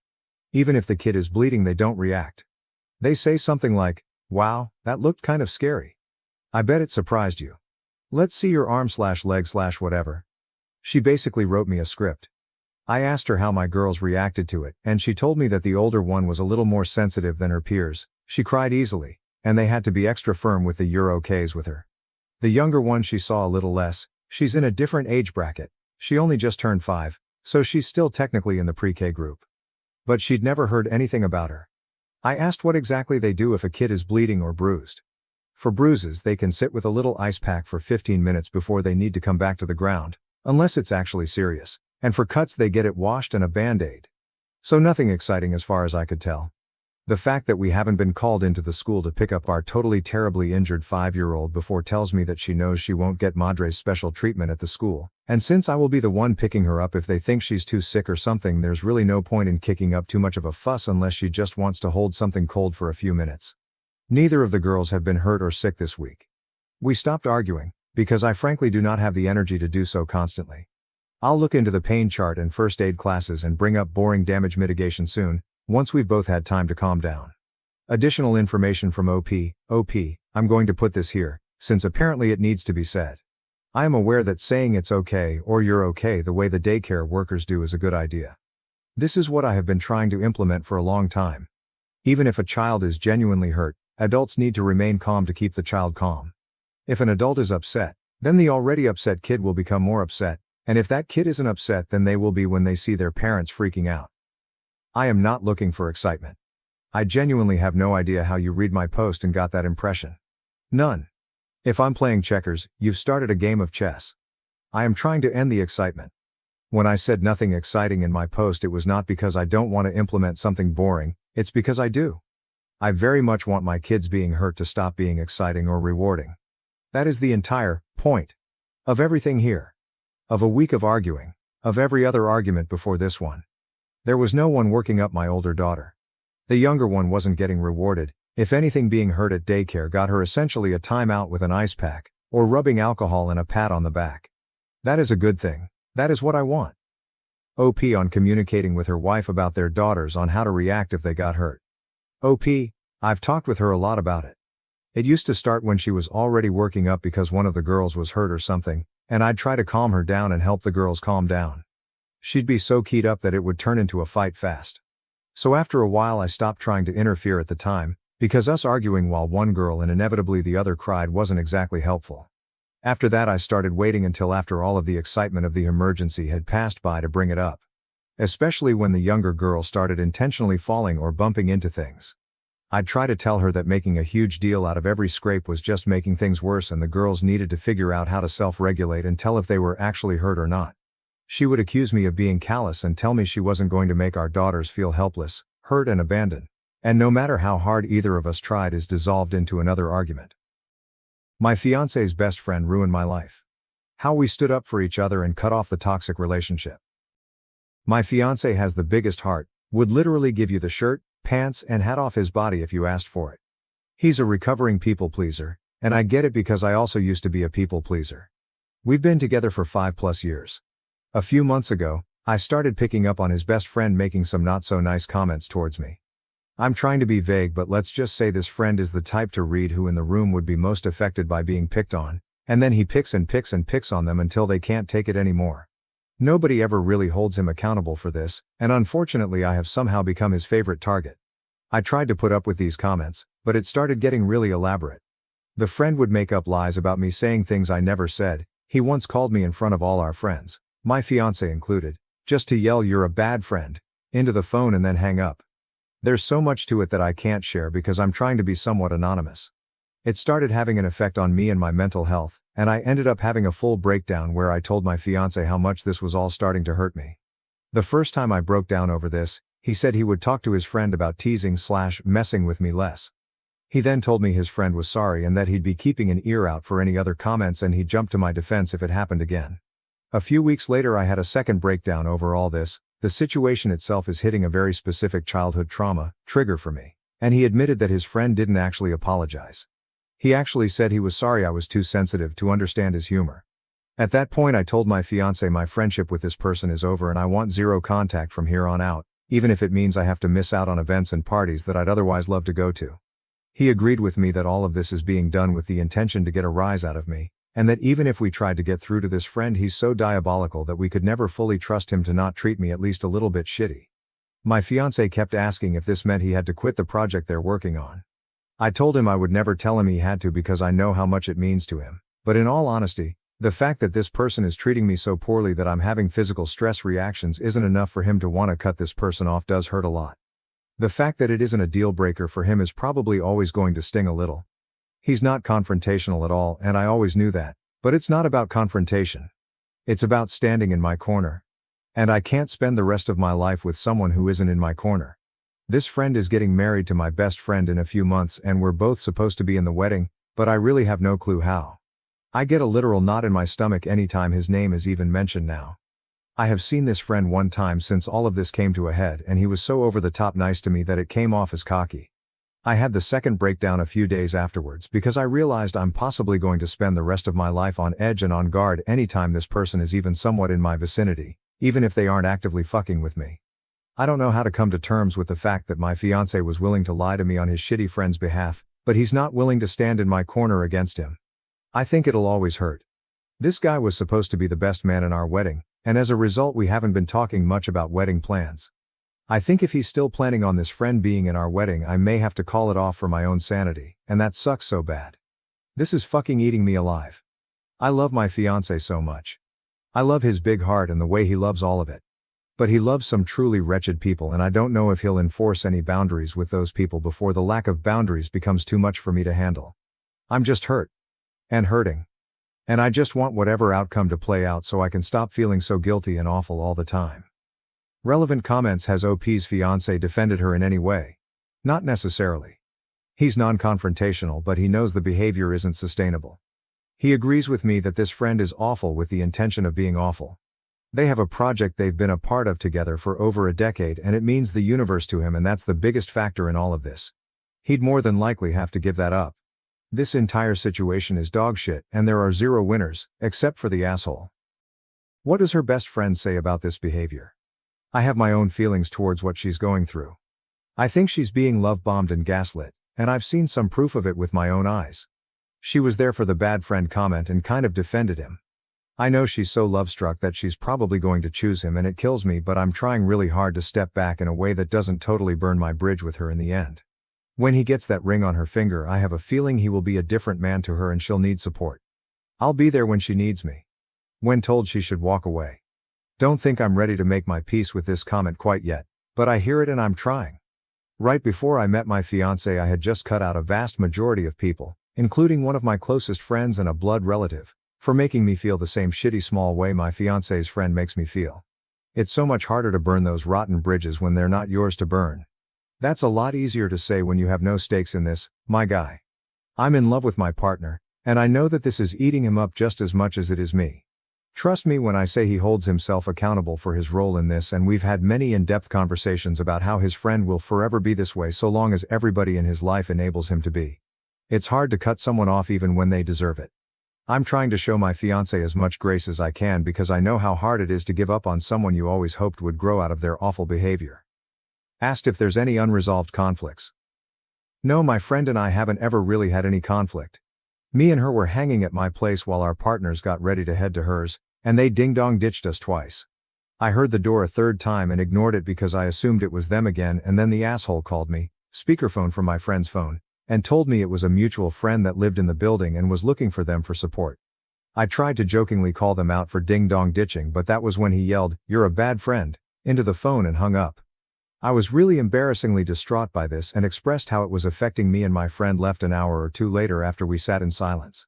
I found out later from my fiancé that all our mutual friends, including him, were in the car and heard that conversation. And everyone felt tense but nobody said anything to him. It wasn't a joke and wasn't taken as a joke by anyone involved, not just me. After the friend who was knocking on the door went to find them, the asshole called me just to make me feel bad for not opening the door. I could hear the friend that knocked saying, "Hey man, not a big deal, it's fine," real quiet in the background but no one else spoke up. Trust me, I know these examples seem like they shouldn't be getting to me, but this guy is poking every spot he can on me until he finds one that gives him a reaction, and then he digs and digs. It's hard not to be triggered when his literal intention is so trigger me. I know this isn't going to go on much longer. Update. Never thought I'd actually update this account out of sheer fucking embarrassment, but I wanted to share this for those who encouraged me to put myself first. I want you all to know my partner absolutely came through and protected me in this. We spent all this time since my last post up until last week communicating and trying to find a resolution, and walking through how it got this bad. He took a lot of accountability for that. This is not a case of me giving in. He understands fully that this has only got so bad because it's never been handled correctly, and he had a major hand in that. There were so many more layers to this than a Reddit post ever could have conveyed. The bottom line is we are closer than ever, and after a lot of talking, we decided on my partner sending a firm but not unkind message to his friend explaining the behaviors, explaining that they were hurting his partner, and that it needed to stop. He asked to write up the first draft and we could go over it together to try to perfect it. Reddit, please know the first draft my partner wrote was so spot on what I needed to read that it instantly shifted us into us versus the problem mode when we'd been stuck butting heads for weeks. He laid everything out so clearly and in ways that we hadn't discussed, so I know it came from him. We had to tone down a lot of the big emotions. We really truly gave the message its best shot to address the situation without being hostile. We knew the response would be bad no matter what, but I don't think anything could have fucking prepared us. This man went full scorched earth and blew up everything almost immediately. He insulted my partner. He told him these events didn't happen the way I claim they do. He demanded they meet up alone with a mediator. He even threatened to reach out to my partner's parents to fill them in, which is probably the moment we stopped taking his responses seriously. All of us are almost in our 30s. If once wasn't enough, he threatened it twice. We actually had to call them and warn them that he would be showing up at their place later this week and not to open the door. There's still a good chance he'll attempt it. We stayed respectful throughout all of this, which I feel good about. We didn't stoop to his level. We didn't insult anyone. We asked for basic human respect and somehow it blew up spectacularly. In the end, we both received a massive wall of text from my now ex-best friend, fully backing up her man and telling her side of the story, which is so insanely far off from what actually happened that all I can do is laugh. We've been shifting from crying to being dumbstruck to just straight up laughing because of the absurdity. I went into this thinking she was brainwashed, but it turns out I was wrong. They're a perfect match. I wish them all the best. I am sending them one last message setting the record straight, which my partner and I decided together was the best approach apart from just ghosting, before moving on from this entirely. I'm going to make it very clear this is done. Zero contact indefinitely and I will never look back. My partner and I both deserve way better friends and we both see that so clearly now. I am so fucking glad I learned my friend's true colors before we dropped $800 on a hotel for their wedding. Thank you to everyone who was kind. Not only did I put myself first in the end, but my partner did too. We're going to take this week in stride and process it all, grieve the friendships we once thought were forever, and at the end of the week we have a conveniently timed vacation to my partner's family cottage. I think we're going to come out of this stronger, because we already feel it. Again, thank you to those who had something productive to say. And I've made my peace with all the rest. I guess if the guy does something else outlandish, maybe I'll update, but for now, this chapter is closed and I'm so ready for it to start collecting dust. Relevant comments. When told victims of abusers do a 180 in their behavior to explain why her best friend is acting the way she is and chose the ex-friend's side, I definitely went into this thinking exactly what you just laid out. But I refuse to set myself on fire to keep her warm, and the shit she said in her message about my partner is irredeemable. She can never be a part of our lives again after what was said, out of respect for me and my partner, even if any part of me wanted to hold out hope for her. I hope this is a wake-up call for her, but it won't be me on the other line. Appreciate you and your kind words, friend. This has been hell, but I think we're both just glad to have an outcome. I'll always have love for her, but it will be from a very large distance, and even if by some miracle we reconnect, we will never be as close as we once were without some intense conversations and a lot of growth, maybe not even then. I don't see that being the case for a very long time. I've made my peace with that. How is the fiancé handling the business with the ex-friend as well as he can? He stepped down. He is going to find another project eventually, I know it. This has been so impossibly hard on both of us, but I know it's hitting him a bit more than me right now, and I'm making sure to prioritize him and remind him he can feel that pain and mourn what was, and it's not an insult to me at all if that makes sense. I know what this meant to him. He did give it up. I'm so sad he had to, but I'm grateful to him for putting his foot down. He's going to be okay, just needs some time to grieve and process. DNA confirmed I have an 18-year-old daughter living in the US. I don't know where to start, how to tell my family, or how to meet her. And yeah, I feel just as you would imagine. But it gets worse. She lives in the US, I'm in Europe. I don't know how to do this and really need advice. So what happened is that months ago I got a call from a US number. Didn't answer since I don't know anyone there. Then again the same day, so I answered ready to yell at some scammer. A girl on the other side introduces herself and just says that she thinks I might be her father. That was the first thing she said. Hi, my name is Jane and I think you might be my father. Fake name. Obviously I told her I don't have any children and that she has the wrong number. But then she drops a name I haven't heard in, you guessed it, 18 years. Back around that time I was in the US for a year on a job exchange with our sister company. Met a woman there and we hooked up for maybe a few months. I remember buying condoms after meeting her but I can't remember if we used them every time. Anyway, I gave her my non-US number but never heard from her again. The girl on the phone asks me if my name is OP and I freak and almost hang up on her. She tells me more about her mother and I just sit there like an idiot. She'd found my name and number in her mother's diary, and now as she turned 18 she wanted to contact me.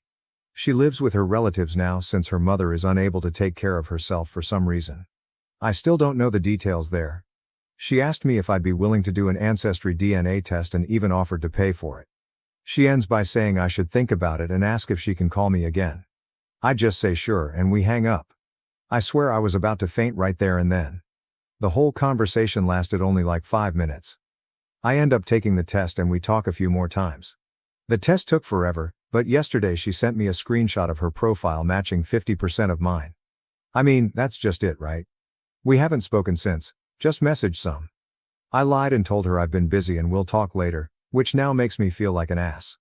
Up until this point I've kept it together, holding on to the thought that I'm probably not the dad, but now I can't deny it. It's probably been half my life since I last cried. I haven't told anyone this. I was kinda hoping the DNA test would come back negative and then I wouldn't have to. How to even break this to my family? I just know they'll all want her number so they can call her and then they would start flying over to see her or bringing her here. They're really pushy like that. My mom is going to freak out. I don't see my family more than a few times a year but we'll all get together during Easter. Should I do it then with all of them at once or one at a time? I have a picture of Jane, but not much more info than what I've written here. I'm the youngest sibling and now I suddenly have the oldest of the cousins in the next generation. And I never wanted kids at all. I just don't like them and hate being tied up. Even had a vasectomy since then. And that's the easy part. The real problem is what to say to Jane. Can some sane person give an example of what to say? I've promised to call her tomorrow. Has anyone discovered they have an unknown child? If so, what did you do? How did it go? How did you connect? What happened when you met for the first time? What did your family say? I'm a bit embarrassed by this, but is there any risk of me having to pay child support retroactively? I can probably afford it, but I don't really want to. TLDR, got contacted by a young girl claiming to be my daughter, DNA later confirmed. Need help on how to proceed and what to say to her and my family. Edit. I apologize for the abomination of the text above. I blame the alcohol. Some seem to have the impression that I and/or my family are wealthy. This is not so. I wrote in a comment that knowing my family, they would probably rent a private jet and fly her here. That was a joke commenting on what they would want to do, not what they would do. No, I'm not wealthy either. In the post I wrote, I can probably afford it but I don't really want to. And I meant that I'd hate to suddenly have something like 10% of my savings left overnight, just guessing here, no idea what the actual sum would have been. I'm sure anyone here would consider that factor. Anyway, someone said the limit is 3 years back. I didn't know that. I can be an asshole sometimes, but I'm not some monster. The money question was a question, not the question. Yes, I have had my number for a long time. Never had a reason to change it. We had our first video call today, and it was a long conversation. I had a list of things to bring up, mostly from suggestions here, so I'm ever thankful for that. Most of it was quite personal for both of us, so I won't write it here. But it boils down to that we both want to continue to stay in touch and get to know each other. We also want to meet at some point, even if we don't know when yet. Her family knows of me and they will join a call in the future so I can speak to them as well. I will hold off on telling my family for a while, but I will probably tell them one at a time. Update. Hello all. A while back I made a post asking for advice. Back then I had just had it confirmed by DNA that I had a daughter I never knew about. I called her Jane in the other post, so I will be here too. Jane is the result of me hooking up with a woman while I was in the US working. It was really interesting to read about others' experiences in the comments and DMs. It's crazy what DNA tests have done in recent times. Some wrote that Jane is probably just a kid looking for her roots, and you were absolutely right. I've been getting a steady stream of DMs since my last post. Most have been nice, just asking for an update. Then there were the absolute nutcases who can't read and told me to drown myself. Hi to you too. Jane and I continued to talk after my last post. Mostly about her life, her mother, the family trees, etc. I never thought I would connect with her like I did. She's a very intelligent and mature young woman. My family knows now, and it went better than expected. Mom and sister still went a bit apeshit, but Dad knocked them out with a large club he always carries with him. To the nutcases, no, that last bit didn't actually happen. Funny thing, my brother-in-law actually distracted Mom by reminding her that she has made sweaters for all the other grandkids, but now she's way behind on one. All of them understandably wanted to call her, but my daughter, yes, it's pretty cool to be able to say that. And I had already planned to have that call the following day. And it went really well. We made introductions, explained everything that had happened, and that we planned for me to meet her by myself before anything. And guess what? We did meet. I flew over for a 10-day stay since I'm on leave and she's working during the summer. That way we could hang out in the evenings and weekends, and I could go full tourist during the day. It was surreal from the start. I landed at the very same airport I left from almost 2 decades ago, and she was there to meet me together with her aunt. I can't describe with words what it was like to hug her for the first time. I'd seen her many times in video calls, but she was just so beautiful I started crying. I met so many people in the first couple of days I can't remember the names of half of them. I gave her the sweater from my mother, a hand-drawn family tree from my niece, and a gift I made myself, but I won't tell what that one was. While I, still, don't agree with the Georgia weather, I had a blast during the days just walking around town. I went to Jane's workplace almost every day and pretended to be a regular customer. We had lunch and dinners either alone, or with the rest of her mother's side of the family. All of them were so nice and welcoming to me. I visited their house every day, but chose to stay at a hotel since I didn't want to be a bother or impose myself too hard on Jane's life. Obviously Jane and I talked a lot. About anything and everything, but mostly about her upbringing and her mother. I mentioned in the previous post that her mother wasn't able to care for Jane. I didn't press that subject much at first, but it was unavoidable after a while. I won't get into all the details, but her mother is sick and has lost some cognitive functions. She recognizes Jane and some family members well enough, others not so much. We went to visit the facility where she lives, and Jane introduced me by name, and not as her father. She sadly didn't recognize me, so I stayed in the background for the remainder of our stay. Seeing a woman not much older than myself in such a state was a somber experience. So yeah, that was me rambling a bit about what happened after my last post. There was obviously a lot more, but most of it is deeply personal and emotional, and I won't go through it here. I'm back home and we are keeping communications open. I'm definitely gonna fly Jane over here at some point when life allows it, but other than that, we have no specific plans for the future. My mother moved away with her fiancé, and left me feeling abandoned. She was a terrible mother. I tried posting this elsewhere, but I think it got caught in a spam filter and the mods haven't responded. I don't know if this is the right place to go either, since I'm 16F. I mostly live with my dad, but I spend a weekend every month with Mom. They divorced 3 years ago. Mom moved in with my cousin, and it was cool cause I went there all the time. A year and a half ago Mom made me go there, introduced me to this girl, and came out to me and said they were dating. She and her fiancé are engaged now. She also said they were moving to Victoria in a week. So yeah, after a week she was gone. From where I am to her it's a drive, a ferry ride, and then another drive. It takes a while to see her. That's why I can only go once a month. Since she left, everything's been so sucky between us. Now it's like a good morning message and FT good night for 5 minutes. And everything else that changed with her just dipping like that sucks too. I don't even like visiting her, cause it's like I don't belong with her and her fiancé, but I went cause I thought that she wanted to see me and I miss her a lot every day. This weekend I was in Victoria and she was FT my cousin while I studied, and they got to wedding talk. She said stuff like how her life is 100x better since she left. How she's finally got real happiness in her fiancé. Her fiancé is her world now and can't wait to fully move on from her old life. It just made me so freaking angry, like her life is so much better with me barely in it. And move on from that old life? I'm from that old life. I guess she noticed I was pissed cause at night she tried to talk to me. I said I didn't want to talk, but she's like she deserves to know when something's wrong with her girl since I always seem so depressed whenever I come over, and that just made me snap and I lost it and started shouting at her. I was like, I fucking hate the way she came out cause my life got a lot worse and it ruined things between us, and it sucks that it's like she wants me gone cause she's happier without me. That started a pretty bad argument cause she was like I'm blowing it out of proportion. I just don't understand. And then mom just left the room, but I heard her crying when I walked by her room to go to the washroom at night. In the morning her fiancé drove me to the ferry right after breakfast instead of after dinner. Since then it was just text cause I didn't want to talk to her. My dad and his GF have noticed my attitude, so yesterday I told them what happened and he flipped, telling me I couldn't say that shit to my mom, and his GF said I was an asshole for saying it. Before I went to sleep I FT'd mom to talk again, and she said my happiness is hers, and if she's why I'm depressed I shouldn't see her till I'm ready. Now I don't know like if I was wrong to say that shit to mom or what I should do even. My fucking counselor is still in Barbados. My dad's at work and his GF's like she's staying out of it, and my cousin did too. Again, sorry if this is the wrong subreddit. If there's a better one for me to post since the other one I tried doesn't seem to be it either. Please let me know. Update. So a lot of shit has happened since my last post and I just feel more shit than before. I didn't plan on posting here again, but you all were so nice I thought it couldn't hurt to hear what you have to say. But I called my uncle, he wanted to see me. Cause I was scared my dad told him, and then he's ashamed of me too cause he's gay and he's my fave uncle ever. So he picked me up after school and I went to his apartment and he just gave me a big hug because he knew something was up. So I told him what I said and why I said it, and that I was scared he'd be mad at me too if my dad was the one who told him. He just told me he isn't mad and he understands, and we played basketball at the court nearby until it was time for him to drop me off. That was like the last time I've even felt actually happy cause the entire rest of this month has been such absolute shit.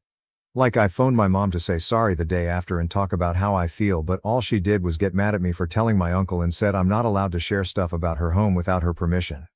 I said I was sorry about both things, but she said it didn't matter now and just hung up. Then her fiancé texted and just said to give my mom a few days to calm down. That just made me mad cause why should I? She's my mom. I should be able to phone her whenever, and I tried but she just declined my call, and then I think I turned off her phone. I don't know, I haven't slept properly at all since then cause I think I ruined things with my mom for good, like all she's been doing is texting me and we've barely actually talked. Like I keep thinking about it and my thoughts and dreams just get all messed up, and it's like I get this soft lump in my stomach that keeps coming and going the more I think about it.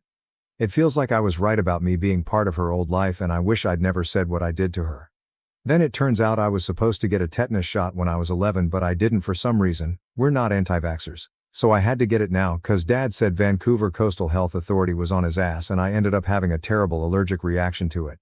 Like I got sent to the hospital for a week cause of it, like apparently super rare reaction, hooray for me. And that fucked up my exams too, and my mom didn't even come see me cause she was going to a cabin with her fiancé the day after. She talked to my dad on the phone and learned how bad it was, but just texted me she knew I'd be better and that if I was still there when she came back she'd come right away. Like it made me want to stay in the hospital for longer. She didn't fucking come, everyone came but her, like my cousin came every day, and my dad's GF even slept by me a few days, and my nieces and even my boyfriends and best friends' moms came but mine didn't. And when I got out all I got was a text saying so happy you're out of the hospital baby, with a selfie from her and her partner showing off the cabin included with it. Like I couldn't stop looking at that stupid photo, I like obsessed over it for days and kept getting that stupid feeling in my stomach, and so I smashed my phone and my dad's GF heard and he got an emergency meeting with my counselor. She's a psychologist but I've always called her that. Set up. And I told her everything but more details obvi, and at the end of it she said I'm very likely depressed and might need treatment. I don't know. I got scared and asked her to tell my dad, and she did, and told us to get our family doctor to give a referral to a psychiatrist to get proper diagnosis for treatment, or to just get it from the family doctor. My dad got scared and made us get that referral the next day. My dad made the appointment and asked my mom to come, but she said she won't be able to and just texted me to stay strong and remember I'm the most important thing in the world to her. I don't know what to do. I don't want meds or anything. I just want my mom to love me like she used to again. If you guys have any advice on what to do, I need to hear it, cause it's like my mom isn't even listening to me anymore and the appointment is on Friday and I'm feeling scared. Second update. So, I would have made an update earlier but I just didn't have time. I'm in the hospital right now recovering from my ankle surgery and all I have is time until I can go home on Friday, so I thought I might as well update. The day after I wrote my post I had my niece's mom, my cousin-in-law, but she introduces me as her little sister, so sister-in-law, drive me to my uncle, and he just gave me the biggest hug ever, and I don't know, I just ended up crying a little and they ended up calming me down. I told my uncle about the appointment with the psychiatrist and that I was scared even though everybody, you guys, was saying it would be okay, and that I'd just been so unhappy and that I'd just missed my mom so much. He agreed to go with me and my dad to the psychiatrist cause my mom wouldn't be coming. I don't know, I just didn't sleep at all that night and just felt so scared in the morning and kept thinking about mom and didn't want to go to school either, but I did go, just felt so weird, like that feeling in my stomach was just there and not going away. Only hanging out with my boyfriend felt right, and before lunchtime I just fell asleep in class and got sent to the office. They phoned my dad and he signed me out and dropped me off at my uncle's house. He was already taking care of my niece, so I felt bad, but I went to sleep at the same time as her and he took a really cute photo of us sleeping next to each other. He woke me up when my dad came back and we just went to the psychiatrist together. Long story short, at the end of the appointment the psychiatrist prescribed me a really low dose of antidepressants cause I'm still scared. I've been taking them and they have made me feel a bit better, but I have another appointment next week cause my counselor says I might need a higher dose. When I vented to my counselor, she said she'd be willing to host an extra joint session between me and my mom on Zoom if she agreed, and that it might help if I get my feelings across with a third party. I didn't want to do it, but some of you recommended it and my counselor said it could be a good first step. So I called my mom and it was a short conversation again, but she agreed to the counseling session and all I had to do was send her the Zoom link, so we set one up for later. So I had the Zoom session in our computer room so I'd be all alone there, and at first my mom seemed so excited because she was like, we can work through our issues and put them behind us. I don't want to talk about all of it. I mean, I couldn't anyway. I can't remember most of it, but it didn't go well at all. Like when my counselor brought up not being with her that much, my mom said when I came to University of Victoria, I'd obviously stay with her, and I just said after everything I didn't even want to go to the University of Victoria anymore and would rather just go to University of British Columbia cause everybody here actually wants me. My mom said that was ridiculous since outside of Waterloo, University of Victoria was the best option for software engineering in Canada and University of British Columbia only has electrical computer engineering, so I'd have to go to her if I still wanted to do that. I remember my mom said a few times like she'd spent over a decade doing nothing but being a mom, and now that she finally understood herself she just wanted time to explore that, and I should appreciate that. Then at the end of it I told my mom that I hated that she didn't come and see me in the hospital and that she didn't even phone me like I told her I was scared I'd die, and she just said it wasn't that serious cause it was a vaccine and those protect us, and to not act like it was serious. I don't know, that made me mad and I just muted my mic cause I didn't want them to hear me crying, but I kinda had a breakdown and just ran out to my dad and his fiancée cause I was crying. They said they ended the session, but I don't know what they said to my mom or the counselor.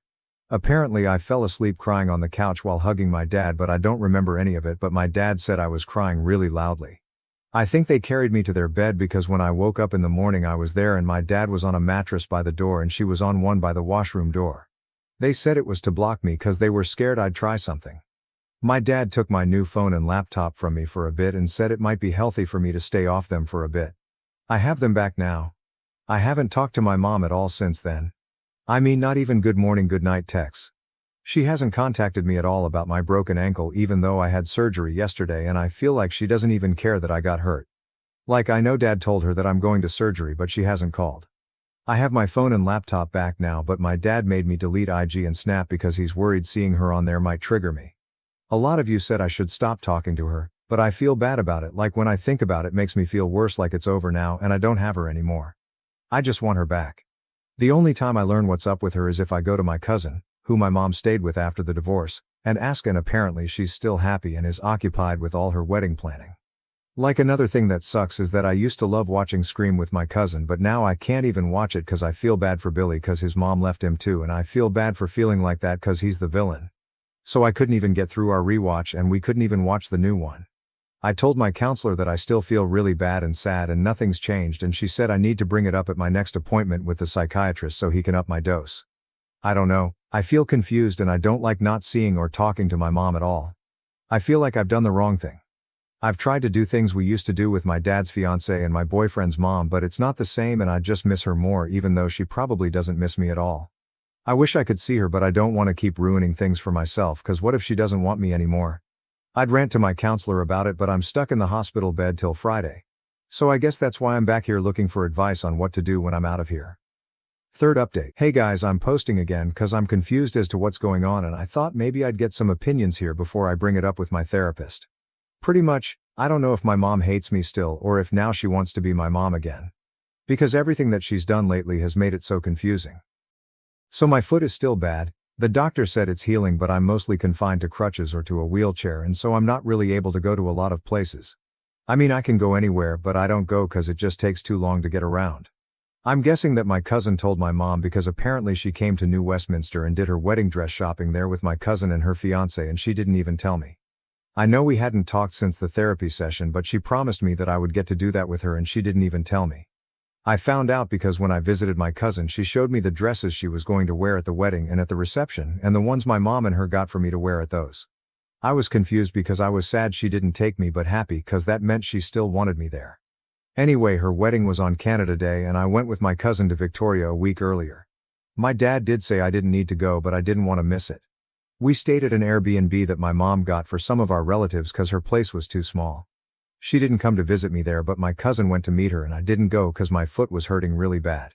When she came back, she said my mom was really disappointed I didn't come as well. The day after, I was going to go shopping downtown with my cousin, but then my mom came. Like, when she saw me, she didn't give me a hug like she usually gives. She just kinda held my shoulders and gave an awkward kiss on the cheek and said she's glad that I decided to come.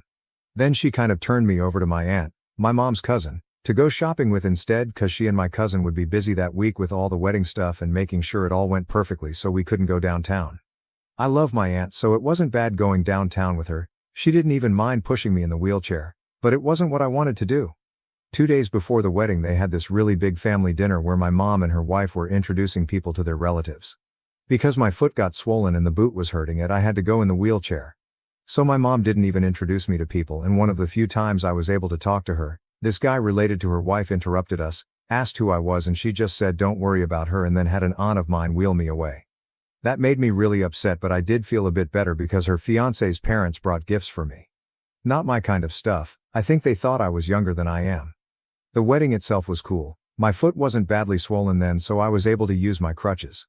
My mom acts so differently then and made me take a bunch of pictures with her and with her fiancé, and she seemed so happy and told me that it was the best day of her life only because I came. At the reception, I wore the dress that she got me, but I couldn't walk in the crutches while wearing it. Not like the wedding one. So my aunt made me go in that dress and in my wheelchair even though I didn't want to. And my cousin said I could wear a different dress, but my aunt was like, my mom got the dress specially for me and will be upset if I don't wear it. Then at the reception, I wasn't seated at the table with family near the stage where she and her fiancé sat, but at a table with kids I didn't even know, even though some of my relatives younger than me were at the family table. My aunt said they moved me there because of my wheelchair, but I just don't get why I couldn't be with my family. My mom didn't even take a photo with me at the reception. She just came to me once and said hi, and I wasn't even in the family photo cause we didn't bring my crutches cause of my wheelchair, so my aunt said my mom told them to leave me cause they couldn't fit me in. Then the day after we were going home, my mom came to say goodbye to us. She talked to me alone for a minute and then she said sorry for everything that happened between us before and that she was hoping we could get past it, but if we couldn't, she was still happy. I came to her wedding. I didn't really get to say anything, cause she just hugged me and sent us on our way. I don't feel that sad about everything anymore though, cause I think that the antidepressants have been helping. I have been feeling happier for about a month now and nothing has happened to me like I was afraid. For the last 2 weeks, my mom has been texting good morning and good night again when I didn't do anything, like text, call or phone or FaceTime since the therapy session with her. It hasn't been more than that, but I've been saying it back. I'm just confused with the way she's acting and what she wants. Do you guys have any clue or advice? Edit. I wish I could say thank you to everybody who has commented and given advice. I'm sorry if I didn't respond to you personally, but it means so much to me that you guys cared. I've read everything and I will be bringing up a lot of this with my counselor. Thank you guys so much. I love you all. 4th update. So I got a phone call from my mom and I did answer, cause I guess I was curious, cause she's only been texting me since her wedding and she said she wanted me to come over, and even though I was really missing her, because I was going to go with my uncle's family to Seattle that weekend, I said no. I think I would have said no anyway because I was just planning on staying away like everybody here suggested, and my counselor also said that it might be good to define my life without her. She said okay, but then the day after, I think she phoned my dad because he said that I had to go to Victoria instead. I told him I didn't want to go, but we ended up arguing and he said that I didn't have a choice and my uncle would take me somewhere when I got back. So my dad dropped me and my cousin off at the ferry, and when we got to Victoria, it turns out my mom and her wife, I guess stepmom now, moved into their new house. My mom's wife wasn't there cause she was in Ottawa for work, but her parents did come.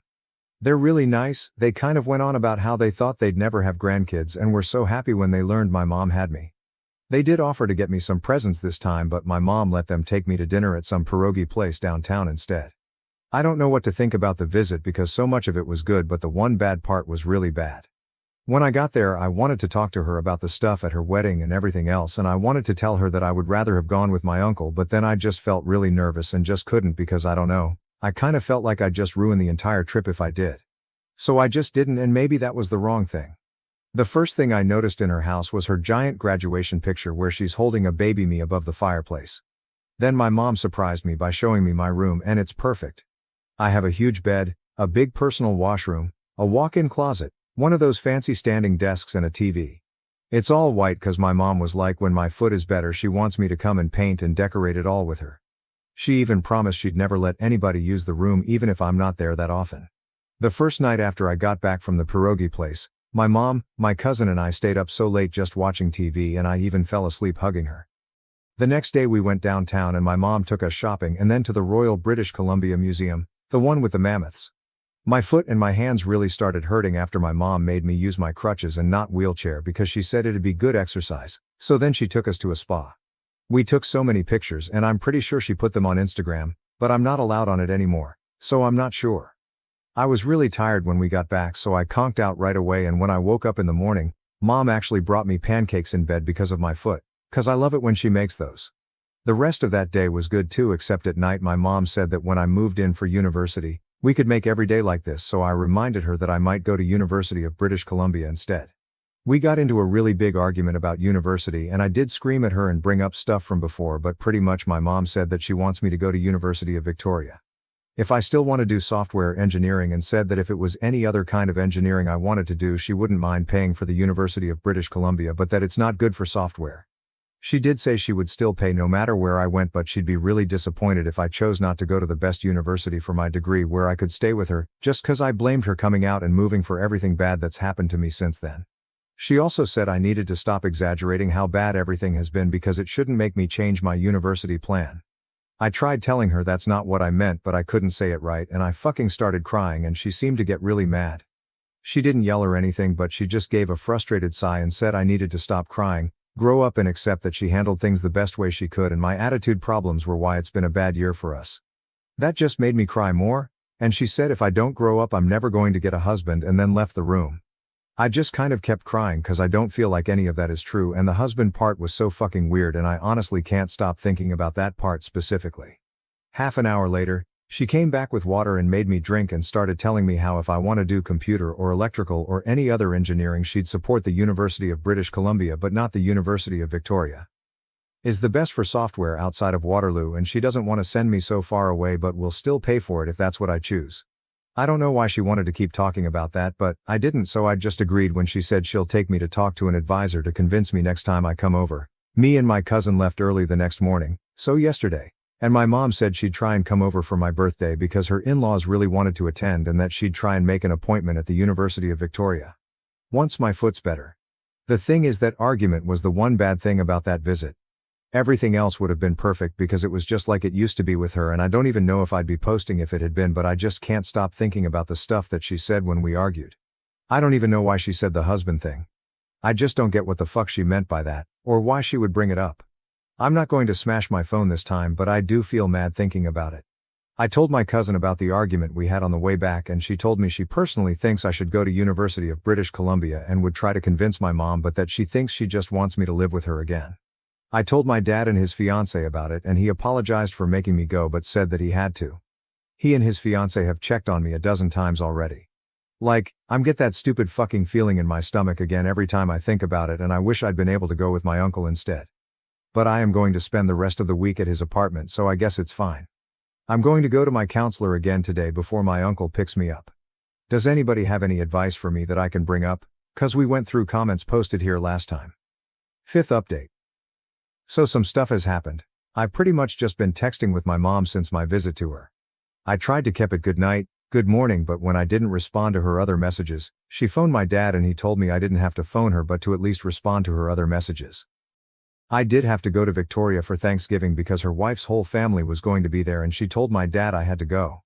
I was only there for 3 days with my cousin, and the first 2 days, my mom pretty much spent with me, and it was like it used to be again. Like she and I went shopping, we even cuddled to sleep watching TV again, but the third day she and her wife were focused on the dinner and guests and everything, so I get it. Yeah, I was upset that she paid really little attention to me, but her wife's entire immediate family was there and I get that she needed to focus on them. But when we left after dinner, we had to take the really late ferry. My mom said bye and that she was going to book a meeting at the University of Victoria to take me to, and didn't even give me a second to talk about it before waving us bye. And then it went back to just texting good morning, good night until my birthday. So then my mom and her wife came with her wife's parents because my mom was like they really wanted to celebrate my birthday. I guess they're my step-grandparents, but I really like them and they seem to really like me too. I mean, my step-grandma said the best thing about the wedding was that they finally got a grandchild and they brought a lot of presents for me. They have a niece around my age and they had her go out with them and just get so much stuff that they think someone my age will like, and I do like it. My mom got me an album of pictures of us and said to look at the photos whenever I miss her cause it'll make it like she's right there with me. At the party, mom and dad seemed to get along just like when they were married. Like they were laughing, telling jokes, and even had me do goofy pictures with them like we all used to. Mom's wife got along with dad's fiancé and with my uncle, his son and his son's wife. My mom didn't talk to my uncle at all beyond when he came to say hi to her, and she said hi in a really mean tone to him, which was weird since they used to be so close. I guess she's still mad at him for when I talked to him about what was going on. She was really weird with my boyfriend and was nonstop making jokes about him and me getting married and making her a grandma. She straight up said to him, I don't want you to wait until I'm gray and in my 40s to make me a grandma. But his mom also got in the jokes, so I guess it was just a mom thing. My mom and her wife left after only about an hour and a half in order to go stay at a fancy hotel all the way over by Cole Harbor, even though my dad did offer them a room. Mom just said she doesn't feel it'd be appropriate to stay in the same house as him and it's too painful for her, cause she designed the house when I asked her why she couldn't stay. It did piss me off cause they came at 4 o'clock, and so when everyone was setting up, I guess that means they missed the actual party. My step-grandparents stayed though and only left in the morning when my mom and her wife came to pick them up. Then at like 8:30, my mom FaceTimed me, but it looked like she and her wife were in the hotel spa or something. It doesn't make sense cause I thought those closed pretty early in the day, but they were wearing those robes and looked like they were someplace really fancy. Then my mom was like she has to hang up cause she doesn't want me to see them without clothes on, and they were both giggling at that. That really fucking pissed me off that they ditched my birthday to go hang out in a spa. Maybe they were actually doing something else, but I honestly don't want to even think about that beyond what I have. Then there was the album that she gave me as a present. I didn't really think about that a lot then because I was just happy that she came. But I did try yesterday because my dad's fiancé was meeting with some of her relatives for last-minute planning because her and dad's wedding is on Sunday. I wasn't with them because I was studying, but when I did leave my room to get my charger, I heard them talking about me. My dad's fiancé was saying the best stuff about me, but her relatives were saying some shitty things about my mom and she wasn't stopping them. She was also talking about how my mom is forcing my dad's hand to send me to her over winter break instead of my uncle's cause that's when their honeymoon is. I didn't mean a spy, and I get now that I'm writing about it that what they were saying wasn't exactly wrong and they were only saying it because they didn't think I'd hear, but it really fucking pissed me off and it still does. So because I was upset, I looked at the album and it's pictures of both of us from when I was a baby until now. Behind each picture she slid a note about why that memory is special or what the picture means to her if she can't remember. But it just made me angry because of how few photos there are from after she moved to Victoria. Most of them are the ones of the wedding day and barely anything before that. There's one photo in it that was like a month before she came out, and it's when she lived at my cousin's house, and pretty much I surprised her with cookies that my cousin and I made that day. When I surprised her, she hugged me so tight and told me she was so proud of me, and my cousin took the photo on her phone. But that night I found her crying in her room and she said it's because I'm growing up, and said something like how she wishes she could live in moments like that forever since she's so proud of me. And it just makes me so mad because that's what I want back, and the fact that I'm not even in photos of her pre-wedding events and reception and so much other stuff in Victoria just makes it seem as if the album is her giving me proof that I've barely been in her life and that I should be happy for it. And I know I shouldn't be thinking that because she actually gave me such a good gift and I'm poisoning it in my own mind instead of valuing it and all the memories inside. My therapist has been trying to help me define life without her, and it's hard cause I don't want to, because I can't let go of this feeling that it could be good again and I don't want those people to be right. My therapist says it's all right to want that, but for my own sake I need to in case it doesn't ever happen, and it'll help once I'm in university, so I've been trying but I hate it. So, I guess I came here again to ask for advice and stuff I can bring up in therapy. Relevant comments. Comment 1. I also thought that perhaps the grandparents-in-law saw how little OP was being acknowledged and wanted to change that. If they were really crazy about having a grandchild, they would probably want a genetic one. I think they might possibly be decent people trying to help that poor neglected kid. Op's mother is a cruel, disgusting human being. Comment 2. I get that feeling too. Mom was completely okay with leaving her old life, her daughter, behind, until wannabe granny grandpa started wanting to be involved. Now daughter has value. It's so infuriating that all these adults, minus the uncle, keep blaming shifting onto her, like why does this kid have to make all the goddamn adjustments in behavior and attitude? Of course she is depressed that her mom threw her away. But this kid keeps acknowledging, and she could be handling things better instead of making them worse. She isn't. It is normal to be mad at mom for treating her like an unwanted wedding crasher. She justified every shitty thing as something she, the kid, could have done better. No. She could have had a teenage meltdown when mom ditched her for the wedding dress shopping or when she didn't even introduce her at the wedding. Being put at the kids' table, fucking police. Comment 3. The husband comment makes way more sense now if she wants her to have kids. That's totally why she said that. She wants her daughter to have kids so the in-laws have grandkids. That's totally it. Why would a lesbian make a comment like that to their daughter? It seems so weird and not something a gay person would say, but if she wants her daughter to have kids, of course she wants her to have a husband. She probably wants to speed that process along. What a fucking awful thing to say to your 16-year-old daughter while she's crying. Instead of being empathetic and understanding, she dismisses her feelings, insults her, then tells her she won't ever get a husband. I hope this girl realizes she doesn't need her mom. She's not at fault, and she gets better with her depression. Am I the asshole for getting rid of the foster child my family has had for 7 years, and I don't care if it makes me a bad person? Firstly, please reserve judgment until the end. If you still think I'm a bad person after reading this, I won't stop you. I'm a 30-year-old man. My mom was a foster carer for the last 11 years before she passed away, and she made me promise that I would take over when she died. She had heart failure but had lived for 7 years after diagnosis. She had 2 foster children, John and Paul. John came to live with us when I was 19 years old and he was 8 and had severe behavioral issues linked to his trauma. My world was turned upside down. But I very quickly grew to love him. Underneath the trauma and the difficulties, he was an amazing boy who I loved with my entire heart. He's now 19 himself and still lives with me. He just finished high school and I have no plans to move him out until he is ready. John and I have a great relationship. On the other hand, Paul is 16 years old. He came to live with us when he was 9. Paul has severe special needs, and no matter how much I've tried, I just cannot connect with him in the same way I did for John. Whereas John's behavior never bothered me, with Paul they do. I find him frustrating and I have to remind myself that he is only on the same level as a 3/4-year-old mentally, and it's not fair that I get frustrated at him. When Mum was still alive, she took the main role of looking after Paul, and I supported her. Which was okay, but I knew that when she was gone I would struggle with him by myself. I didn't sign up to do this. I didn't sign up to look after him for the rest of my life, I just didn't. Mum died 6 months ago, and I said to myself I would try. I kept Paul for all this time, but I just can't cope with him. I can't. I told my social worker that he needs to be moved by the end of the month because I just can't manage. I want to continue fostering, and I love being a foster carer. But I just cannot meet his needs, and it was different when Mum was still alive. I feel so guilty because I made my mum a promise that I would care for him until he was at least 18. But I'm building resentment towards him and it isn't fair on him. He deserves to have someone who loves and cares for him in the ways that I just can't. So yeah, call me selfish, call me scum. Whatever, I deserve it. Relevant comments. Comment 1. Have you looked into state programs that could help with having a nurse or special needs caregiver to help with the burden? Uprooting Paul could hurt him even more, and he might be looking at you for support. Look into some programs to help and see what they say. If you need to move Paul, make sure you can discuss it with him. With him having a mind of a 3/4-year-old, that does some real damage to him if you aren't careful. My condolences and good luck. Edit. The other commenters are providing good advice and words of encouragement. OP. I've tried everything, any and all resources and support there is. When he's at school it's not too bad. He has a transport to and from school every day and has a career who comes and takes him out for 5 hours each week. Plus I have 2 days each month where he is sent to a different foster carer, so I can have some peace time. But even with the support I can't manage it. I feel guilty for giving up, but I honestly tried my best. This doesn't mean I'm cutting him off completely. I'll still visit him sometimes.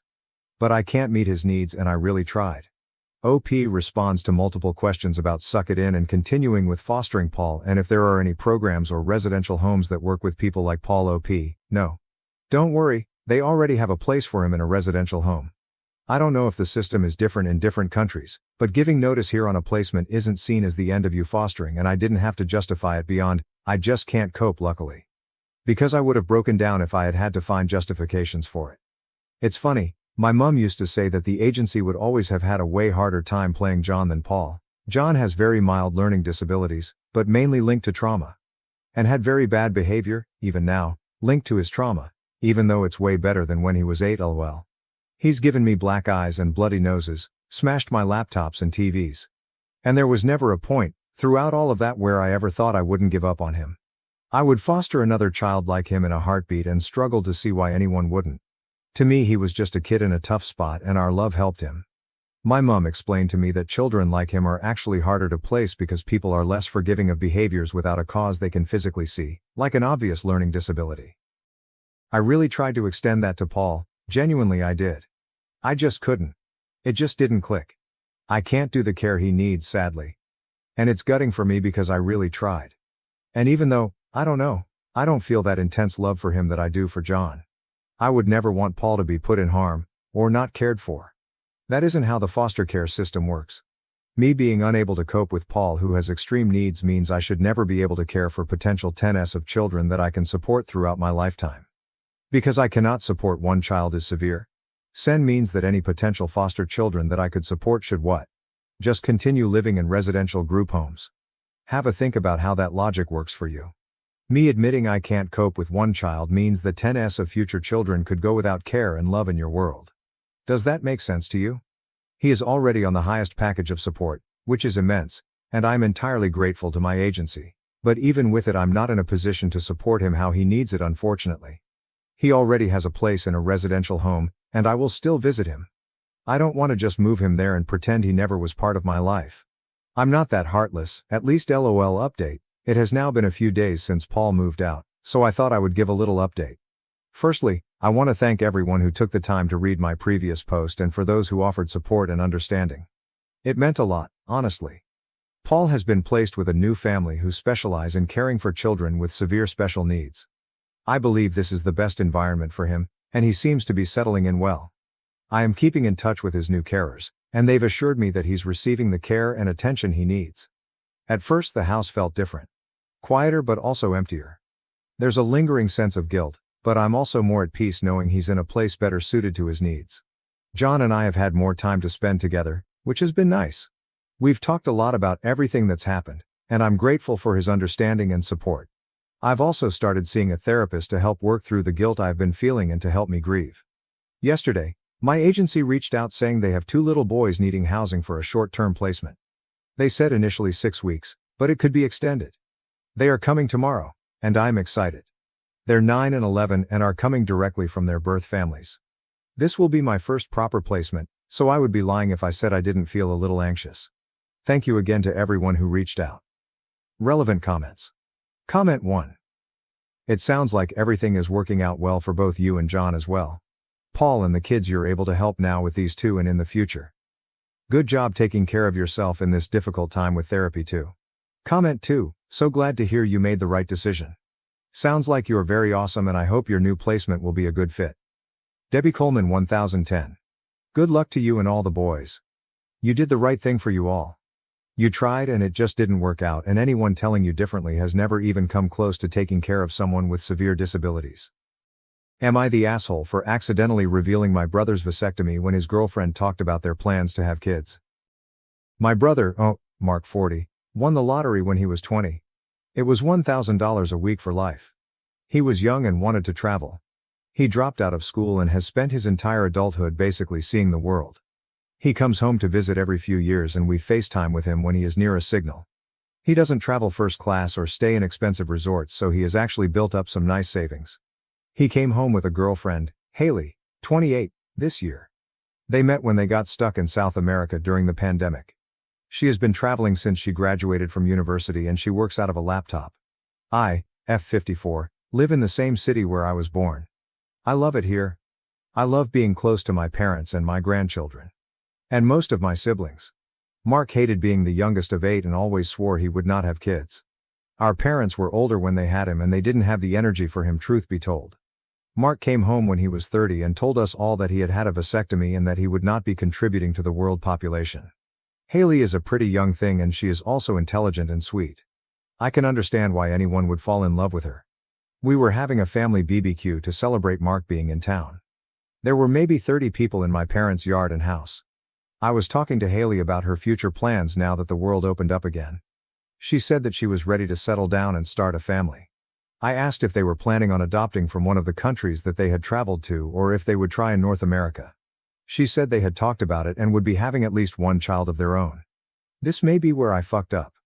I asked where Mark got his vasectomy reversed or if they were having in vitro fertilization. I know they can harvest sperm from a testicle even after a vasectomy. She went very quiet and went over to Mark. They spoke and they left. Mark called me later that night to scream at me for ruining his life. He hadn't told her and he was planning on just continuing to travel and maybe adopt if they decided on it. He said I shared private medical information and that he never wanted to see me again. I apologized over and over. I seriously had no way of knowing that he was planning a future with this girl without telling her a pretty big piece of the puzzle might be missing. I feel bad for him, but I think he should have told her. Relevant comments. Comment 1. Your brother is a self-centered jerk. He was just going to lie and string that poor girl along. Thank you so much for telling her the truth even if it was an accident. God, what an $1 your brother is, shame on him. Please tell everyone he dates that he has had a vasectomy. OP. He's usually not in the country. OP on how old the girlfriend was when her brother met her. OP. I think she was 25 when they met. Comment 2. I mean, did you slip up or did you know you were kicking a wasp's nest? OP. They have been together for almost 3 years and are planning one biological kid. I assumed it must have come up. Comment 3. So they talked about it and he didn't bring it up on his own terms at all? Wouldn't that have been the time for him to tell his partner about the vasectomy? Update. My brother now refuses to visit our parents if I'm around because I accidentally told his girlfriend at the time that he had a vasectomy when she told me that they were trying for kids. So it wasn't that he was planning on reversing his vasectomy or anything, he wanted to do the same as that poor woman's boyfriend. Just lead her on until it was too late for her to have kids. He came by this summer with his girlfriend and I stayed away.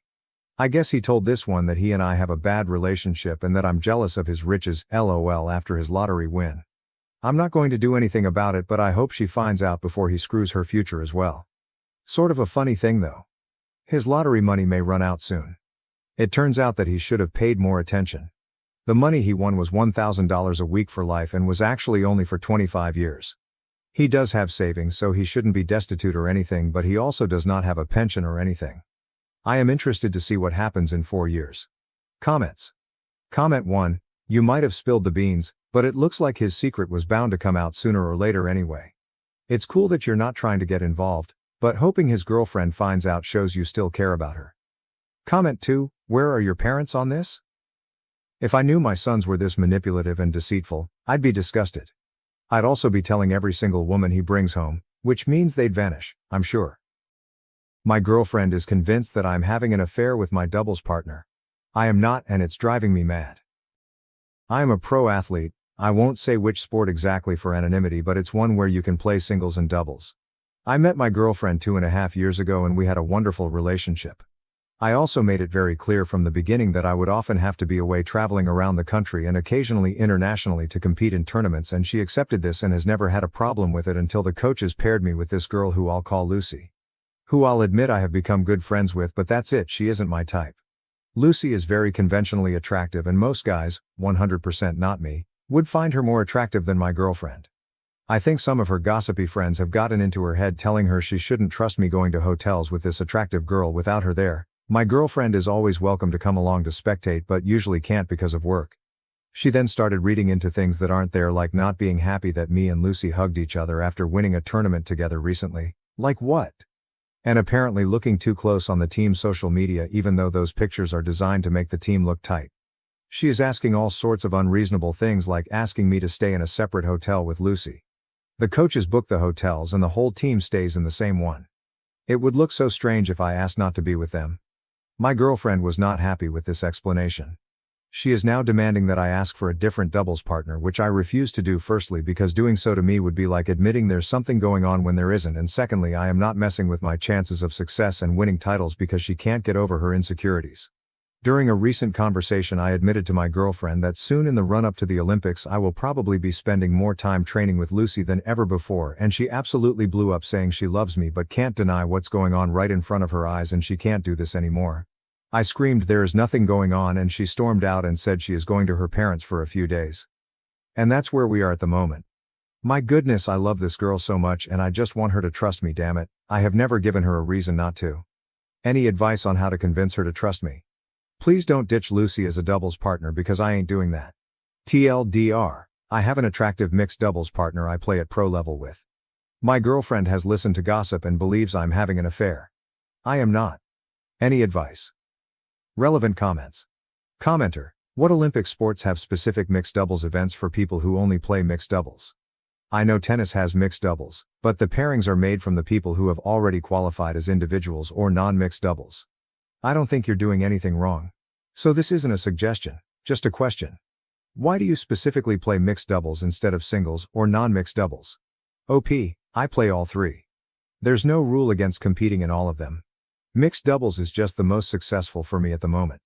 Commenter, you have a strong emotional connection with another female. Your relationship isn't just like co-workers, you guys are partners in a sport. Can you really blame her for not liking it? She didn't start a relationship with you and expected you to have such a strong bond with another female. And the more time you guys spend together, the stronger that bond is going to become. I understand it's because of your career, but who would want a partner that has a strong connection with another person of opposite sex, making a career together? They would prefer it if their partner didn't have that. OP, you make a good point, but she knew what she was signing up for at the beginning. I made it perfectly clear what dating an athlete in this sport would be like, including that it would mean training and potentially partnering up with women who are very physically fit. She was always okay with this until Lucy. Update. I don't know if anyone really wanted an update, but things got pretty crazy. After my girlfriend stormed off to her parents, we spoke again over the phone and she still didn't believe me and I was tired of it, so we agreed to end things. She came and collected her stuff a couple of days later and I thought that would be the end. Then 3 weeks passed and she suddenly came to my place at night telling me what a fool she had been and claiming she had come to her senses and knew I wasn't cheating. I was pretty happy to hear that, and we had some pretty great make-up sex and it seemed the problem was solved. Then for like a week and a half I started to get very suspicious of this sudden change of heart. How she went from being 100% sure I was having an affair to 100% sure I'm not, like the flick of a switch. Her behavior was also off, like she was trying too hard to make it up to me. She was never asking me to do any chores like she completely fairly did before. I was coming home to a girlfriend who had my favorite meal made on the table and dressed up sexy for me, which was out of character. I then confronted her, demanding to know why the sudden change. She denied it at first but then admitted that she hired a PI in those 3 weeks she was gone to get proof of me and Lucy having an affair to prove she was right. When in fact he did the opposite when he told her after his weeks of watching that we definitely wasn't having an affair. This was a breach of trust and of my private life, so I told her we are over permanently this time. She actually accepted this quite calmly, seeming pretty resigned to it. We then parted amicably. She packed and left again, but I did speak to her yesterday where she seemed in okay spirits enjoying Christmas with her family, and she told me she is getting therapy in the new year to work on her issues and paranoia. And for me, I am all good. I thought I would be really broken up about it, but I actually feel quite happy and free.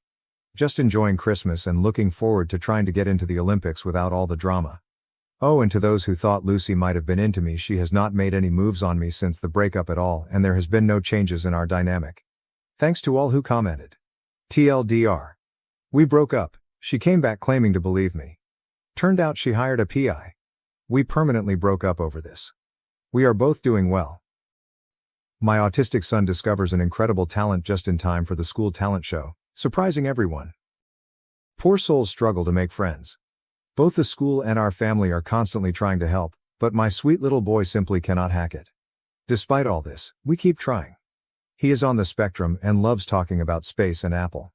I am slowly teaching him social skills, but it takes a lot of face plantings for anything to stick. He absolutely drives us crazy by talking about Apple products over and over and over. One time he talked so much about Apple while I was driving that I zoned out to the point where I ran over a cone. Last night he hit me with the old, "I entered the talent show." I truly did not expect him to proceed with, "I'm going to recite every iPhone ever made." Usually, I try my best not to hurt feelings, but I simply cannot sit on the sidelines and watch my child commit social suicide. I gave an absolute no and reminded him all he talks about is Apple, and that his classmates do not want to sit there and listen to him talk about iPhones again. He bawled in my arms and said he had no talent. I let him cry it out, then we looked online at different talent show ideas. He didn't like anything he saw. Then a light bulb went off. This kid loves sound. He likes loud, annoying sounds that make me want to scratch my noise-sensitive ears out. So I downloaded him a DJ app and Tidal. We found 6 songs that carried a lot of the weight, then he began mixing. He was awesome. I couldn't believe how easily he took to it. By the end of the night he was able to echo out songs and do all of these cool siren sounds while waiting for the beat to drop. He even came up with fading out the last song and setting a vibrating alarm on his watch, 6 minutes, in order not to lose track of time. We agreed that as soon as the alarm goes off, if he isn't done, he will move on to the last song and fade it out quickly. We packed him a cool little outfit to wear with mirrored sunglasses, his iPad and speaker, then off he went to school. I have been praying all morning. His teacher was really excited for him and I hope he doesn't back out. Even if he does, I am hoping he will stick with this hobby and maybe enter in the next talent show. Comment: it went really great. Better than I expected, honestly. The kids got up and danced and his teacher said this is a moment she will always remember. She told us she wasn't supposed to say this but he was the best out of all the kids. When he walked out of the door, he was beaming like a light. I think it's the first time he's ever felt connected with the kids. Am I the asshole for breaking up with my unmotivated girlfriend who has nothing going for her and might become homeless? I, male 24, met a girl, female 22, in a community college class when I was 20. We came from very different backgrounds. I was middle class trying to find a cheaper way to go to college. She was living in almost poverty going to school because she was forced to by her parents who were threatening to kick her out. She dropped out about a year into her schooling while I continued and finished. During her first year we formed a relationship and she moved into my apartment more or less. Her relationship with her parents is pretty much non-existent and she has little to no outside friends besides 1 or 2 women she knew from high school, who are deadbeats in my opinion. I make around $80K a year so we live relatively comfortably, but there's still some strain on finances. I can't say exactly when I started losing feelings, but the fact that she refuses to work, will not cook and wants to eat out every day, does not want to go to school, and continuously wants to buy and spend money on clothes and other stuff just slowly started grating me more and more. I work in a female-dominated workplace, and having conversations, and interacting with coworkers who have so much going for them, have fun hobbies, and aspirations makes it all the more worse when your girlfriend is chronically online and spends 7 hours a day scrolling through Instagram or TikTok reels and thinks having sex is all she needs to do on her end. Our relationship isn't bad. We have fights every now and then like an average couple, have an active sex life, but that's pretty much it. From her perspective, if I broke up with her it would be out of nowhere, but I'm pretty much done. And now I could move on quickly and have nothing to be regretful about, as shitty as it sounds. The problem comes in her having no job, no finances, almost no friends and no family support unit. I'm not a monster, I don't want to make someone virtually homeless, but I don't want to be stuck with someone who has nothing going for them either. I don't know what to do. Edit. Thank you for all the advice in this post. I don't know if this sub allows updates, but I'll talk to her tomorrow about this and start the process of working this out. Relevant comments. OP explains. Yeah, if she was a toxic or just bad partner I wouldn't have too much trouble ending it, but she's fairly nice, just very lazy. I've tried to talk her into trying different hobbies or interests to get her active but she always turns them down each time. How long? She wasn't as bad when we were still in school, she at least helped cook and had some aspirations to be a nurse. But I guess when she started getting comfortable her habits built on until it got to this point. This wouldn't have been a 4-year relationship if this was how it started. She only leaves the apartment when I take her to get food, she either sleeps or is on her phone. Is she miserable with her life? She's not really miserable. She always sends me 30+ memes at work on IG, and is honestly a pretty funny person. She has her mood swings on some days but that's how she usually is.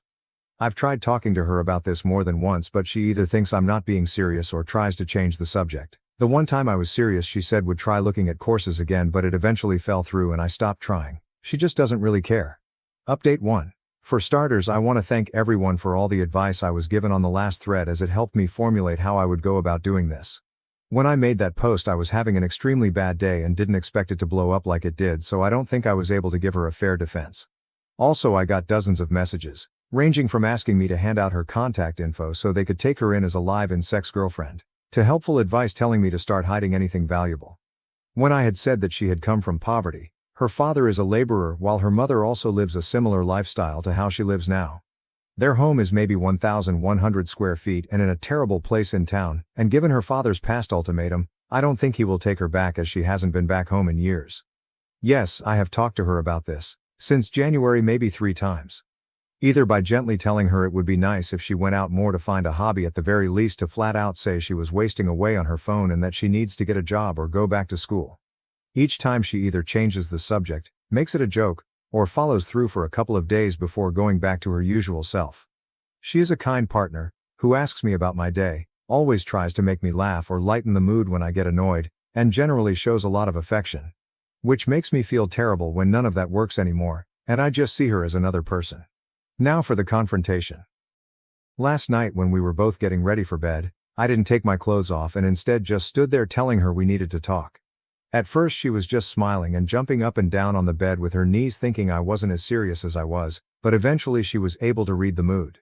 I told her something wasn't feeling right anymore, that I've tried to make this work and be patient with her for the past few years, but I didn't know how much more time I was willing to spend waiting for her to get a job, go back to school, or just get a hobby if anything.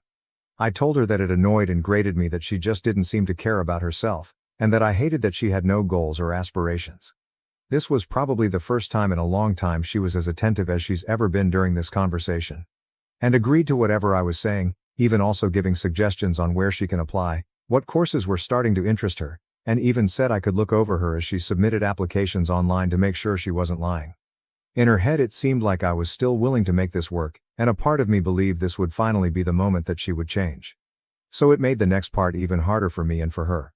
At first I told her I didn't love her the same way, which slowly but eventually led to me saying I didn't feel anything at all about this relationship and was jaded. I was tired and wanted a fresh start with someone who was more goal-oriented, and wanted something more out of life. When she realized what I was getting at, she started to cry and asked why I didn't mention this sooner, and I said I've always asked her to cook, to go out with me to try something out, or to just go back to school, even when I offered to pay for her classes. Anything. She said she understands that part, but was upset why I didn't say it was leading to me losing interest in her, because from her perspective it seemed as if I still loved her all the same. She started apologizing, saying she wasn't in the right mental state and saying nothing was motivating her. And she genuinely had no interest in any hobbies, the only thing she liked was spending time with me, which is all she looked forward to on the day when I came home. None of this was really affecting my emotions besides making me feel uncomfortable. So I tried to continue by saying, I think her lifestyle would be better with another person, but she immediately cut me off and became more panicked. She started to apologize again for what she's done and said she would be a better girlfriend, that she would go with me tomorrow to wherever I wanted to go and would look for courses in August that she could start doing. But she did not want to lose me since she had nothing else in life and absolutely hated that I stopped loving her. There were so many tears and snot that I said we would have this conversation again when she calmed down, and we eventually did in an hour or so. She pleaded to give her 2 months to make a change and give her another chance, and promised that she would change. Again she listed off all the places she would apply to and said she would be a better partner. I never wanted to make her homeless, so this seemed like a good settlement. Even though I still had my doubts. I then reaffirmed that I wanted to see other people, but she seemed much more adamant on this issue than the aspirations issue that she would be able to fix this. She said just give her a month to try and make the relationship work, and asked me again and again on what she could do to make her love her again, and that she didn't want me to hate her. She said that this was the worst part of it all. In the only person that she had just done. It seemed as if she was about to break down again, so I said okay, we'll see how this relationship is in a month. In my mind, if I'm allowing her 2 months to get back on her feet, then by a month she would already be ready to move on. I also didn't want her to suffer a complete mental breakdown while I was still living with her, so giving her a month to let her fix the relationship would give her enough time to accept things.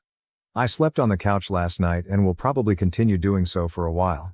She came out at about 3 a.m. wanting to talk some more, but I said I was exhausted and we would do it tomorrow.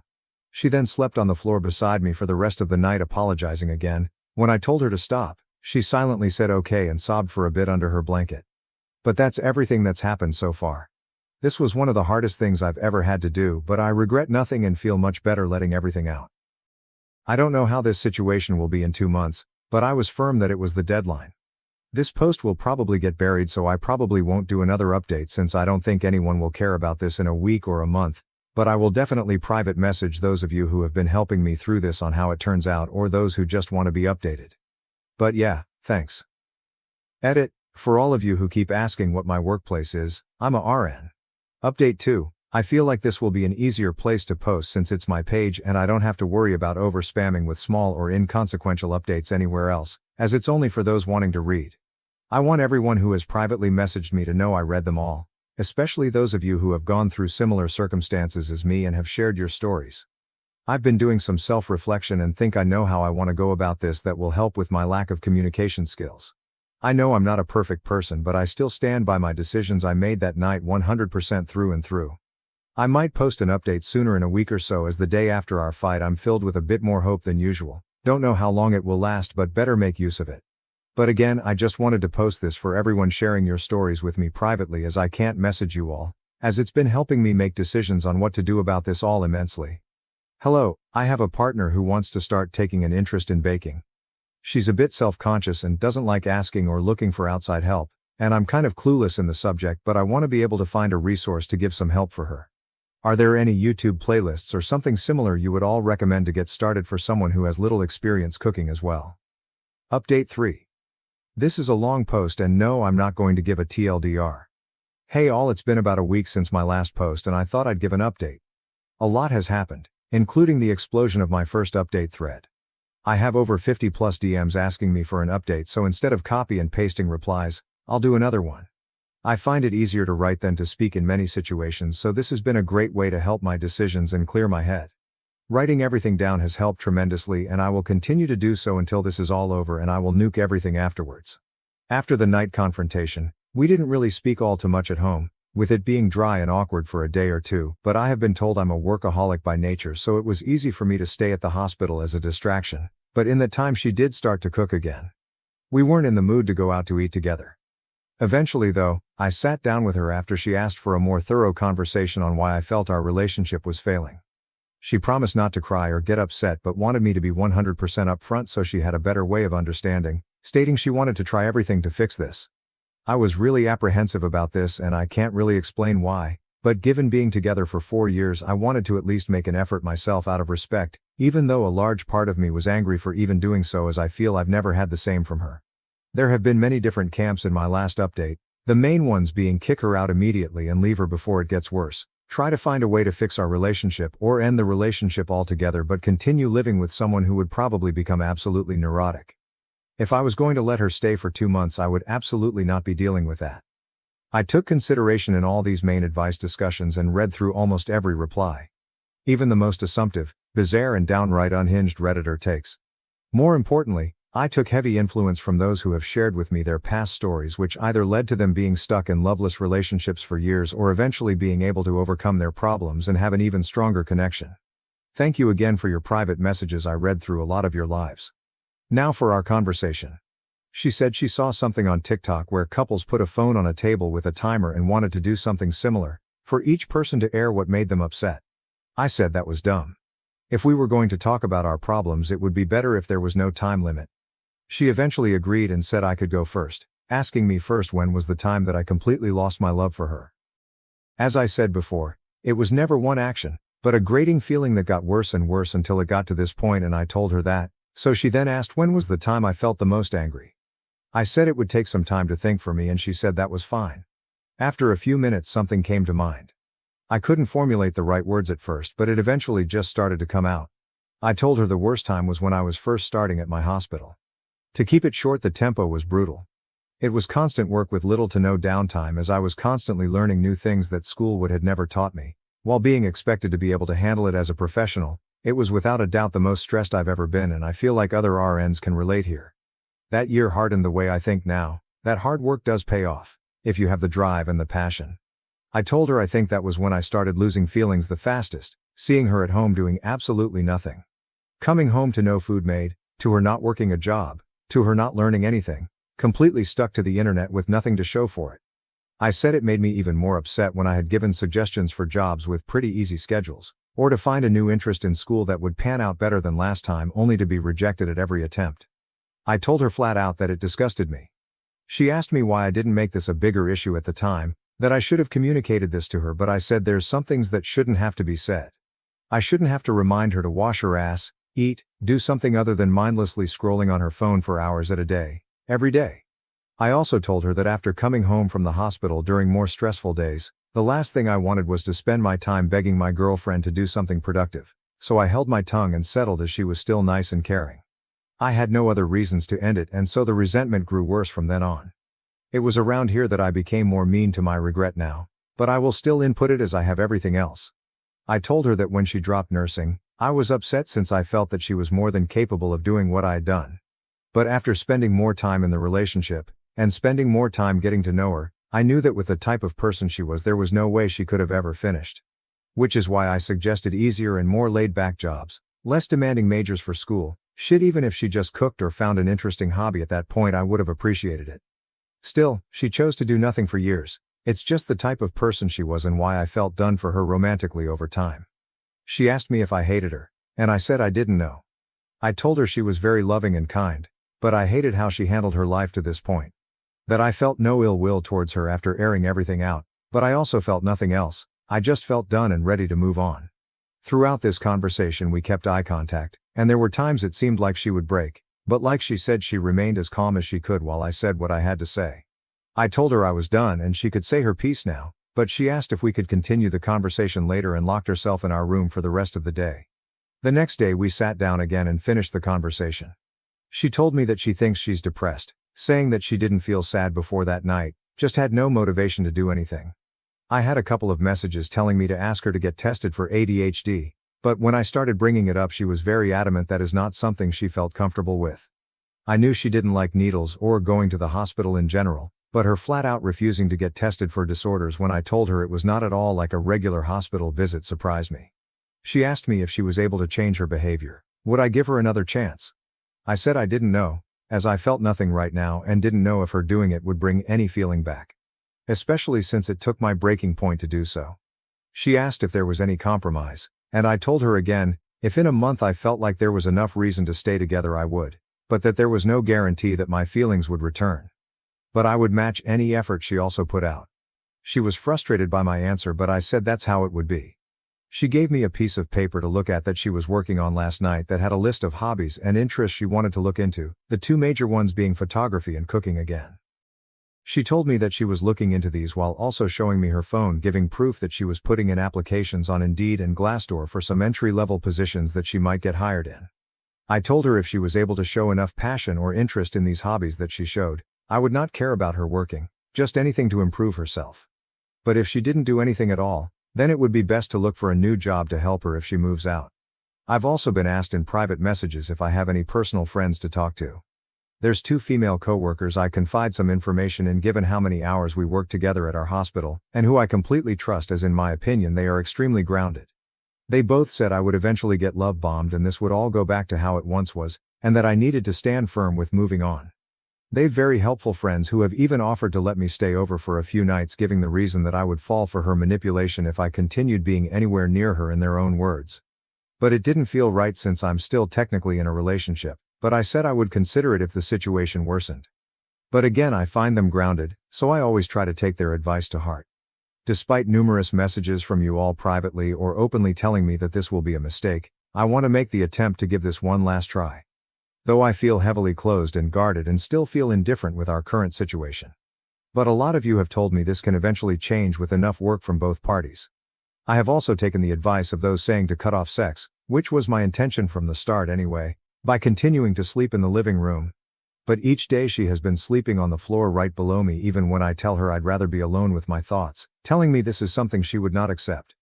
But that's everything so far. Next update will probably be at the month mark, as there's nothing else I feel like I need to say for now, just waiting to see if things can get better now that we're working on this somewhat. Refusing my boyfriend's threesome request led to a wedding drama and a shocking revelation. Am I the asshole? This is a throwaway because too much identifying info is on my main page. IF29 met my boyfriend Michael M35 at a show I performed in. I am a theater person as a hobby, and he complimented my performance and bought me a drink. We have been together now for a little over a year. His sister got married last week and I was initially pleased to be asked to be a bridesmaid but also a bit surprised as she barely knows me, but I thought this was an attempt to have an excuse to also get to know each other better. Michael and I got into an argument the week before because he said that he wanted to entertain the thought of spicing up our sex life and having a threesome. He said since I was bi, why not? I didn't like the idea too much and said so, and it devolved into a petty Cold War and he started to ignore my messages after he left my place. He didn't reply to me at all until the day before the wedding asking what time he needed to pick me up since we can't go separate, otherwise, people will gossip about us. He barely said anything to me the whole time we traveled to the venue. The wedding was fine, but at the reception he got me a plate and leaned in to kiss me, but I shied away and he got up to mingle. I started feeling ill not too long after and 911 was called. I realized I was having an allergic reaction but had my pen but still had to be carted off by the ambulance, and that's when someone who was looking for Michael said that he had left with some of the other groomsmen to a bar nearby. I called 6 times and texted that it was an emergency as I was getting checked out by the paramedics, and again when they strongly suggested I go to the hospital, but he never replied. I was released by the hospital and called him to ask him to pick me up, but he didn't pick up, so I woke up my best friend and she took me home and stayed with me overnight to make sure I was okay. The next morning Michael called me but I was still asleep, so he left me a lengthy voicemail yelling at me that I ruined his sister's wedding and that I always have to make things about me. He came over to further berate me and told me he should just break up with me at this point as I'm dramatic and this is all too much, so I pointed out that he had gotten my plate, knew full well that I have a legit allergy to coconut, and that his sister had told me afterwards that he knew that the cake he gave me was the coconut cream cake as all the food had signs saying what it was and what the ingredients were, as I'm not the only person with allergies that attended. He left telling me that he can't talk to me when I'm this way. I was honestly exhausted, so I didn't bother going after him. But his father called me to ask how I was doing, and after I answered he then told me how I'm hurting Michael's heart by blaming him, and Michael has been inconsolable since we fought. I texted Michael to ask if we could talk, but the conversation went back around somehow to the threesome and how I don't respect him even in intimate settings or want to hear him out regarding his needs and make things about me. I am so confused because to me this feels manipulative, but I respect his father so much. I go to their church and he is a pastor there. So to have him tell me I'm in the wrong threw me. Edit. A lot of comments are suggesting that this was intentional, and I have actually never considered he gave me something I'm allergic to on purpose, and certainly not to use against me to leverage in our argument. But I think I may have to come clean and talk to his parents. I know them well, so hopefully it won't go too badly. Small update. Michael texted me this morning to apologize. He said the wedding was stressing him out and he had a lot on his mind, so he accidentally handed me the plate he meant for himself, not the one for me. He said he didn't know I was in the hospital and felt bad he wasn't there for me, but he left the reception with some of the groomsmen to blow off much needed steam. I don't know how I feel about it all, so I just replied, okay. He is now asking to come over and talk this out in person. Second edit. For any and all of you calling me stupid or implying I am a child and why am I still with this guy, etc. Just know, you remind me a lot of him, of how he used to put me down and bully me, and it's a real wonder of mine if you treat people in your life like he did me. I suspect you do. Glad to be rid of him and indifferent about you. Relevant comments. Comment 1. Be honest, have you, now that you are looking back, seen red flags like this? This behavior likely didn't just show up. Have you ever gotten ill after a disagreement with him? Oddly enough I am sitting with my BFF and she asked me the same question, and yes, actually. Our first real argument that I can remember, I was down with a stomach bug for almost a week and he visited me and made soup. Then the only big argument I can recall outside this one, he wanted to use labels really soon onto us going on some dates and I didn't, and the next morning, I was sick with chest pains and stomach cramps.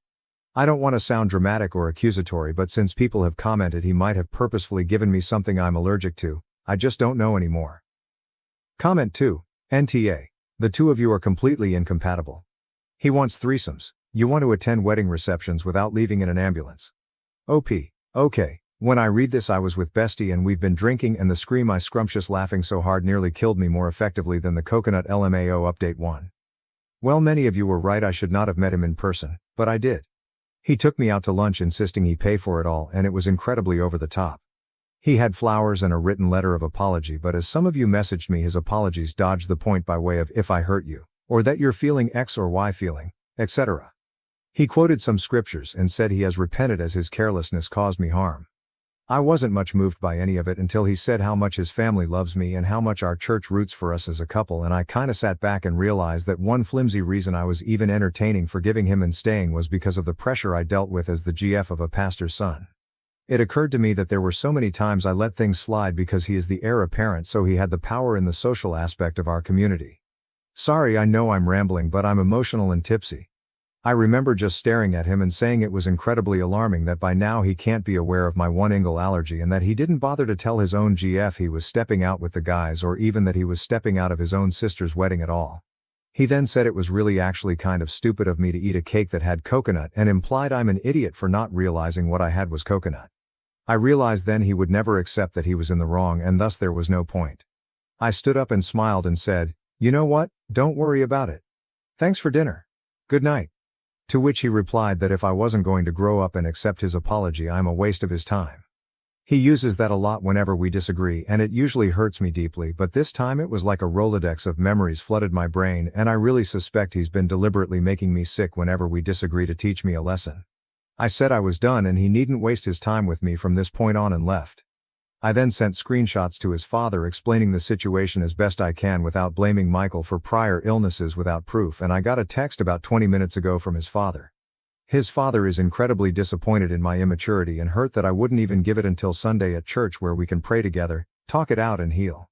I felt this way for a while, but I was able to say at this time that using religion as a tool of guilt is low, and I am no longer concerned with his version of God, as that version is a judgmental, cruel, and heartless jerk, while the one I always thought of was loving, compassionate and kind, and I am done. I was told by him and by further emails that I am no longer welcome at my church until I reconcile with my true husband, and learn compassion and respect for my leaders. So I guess that's it.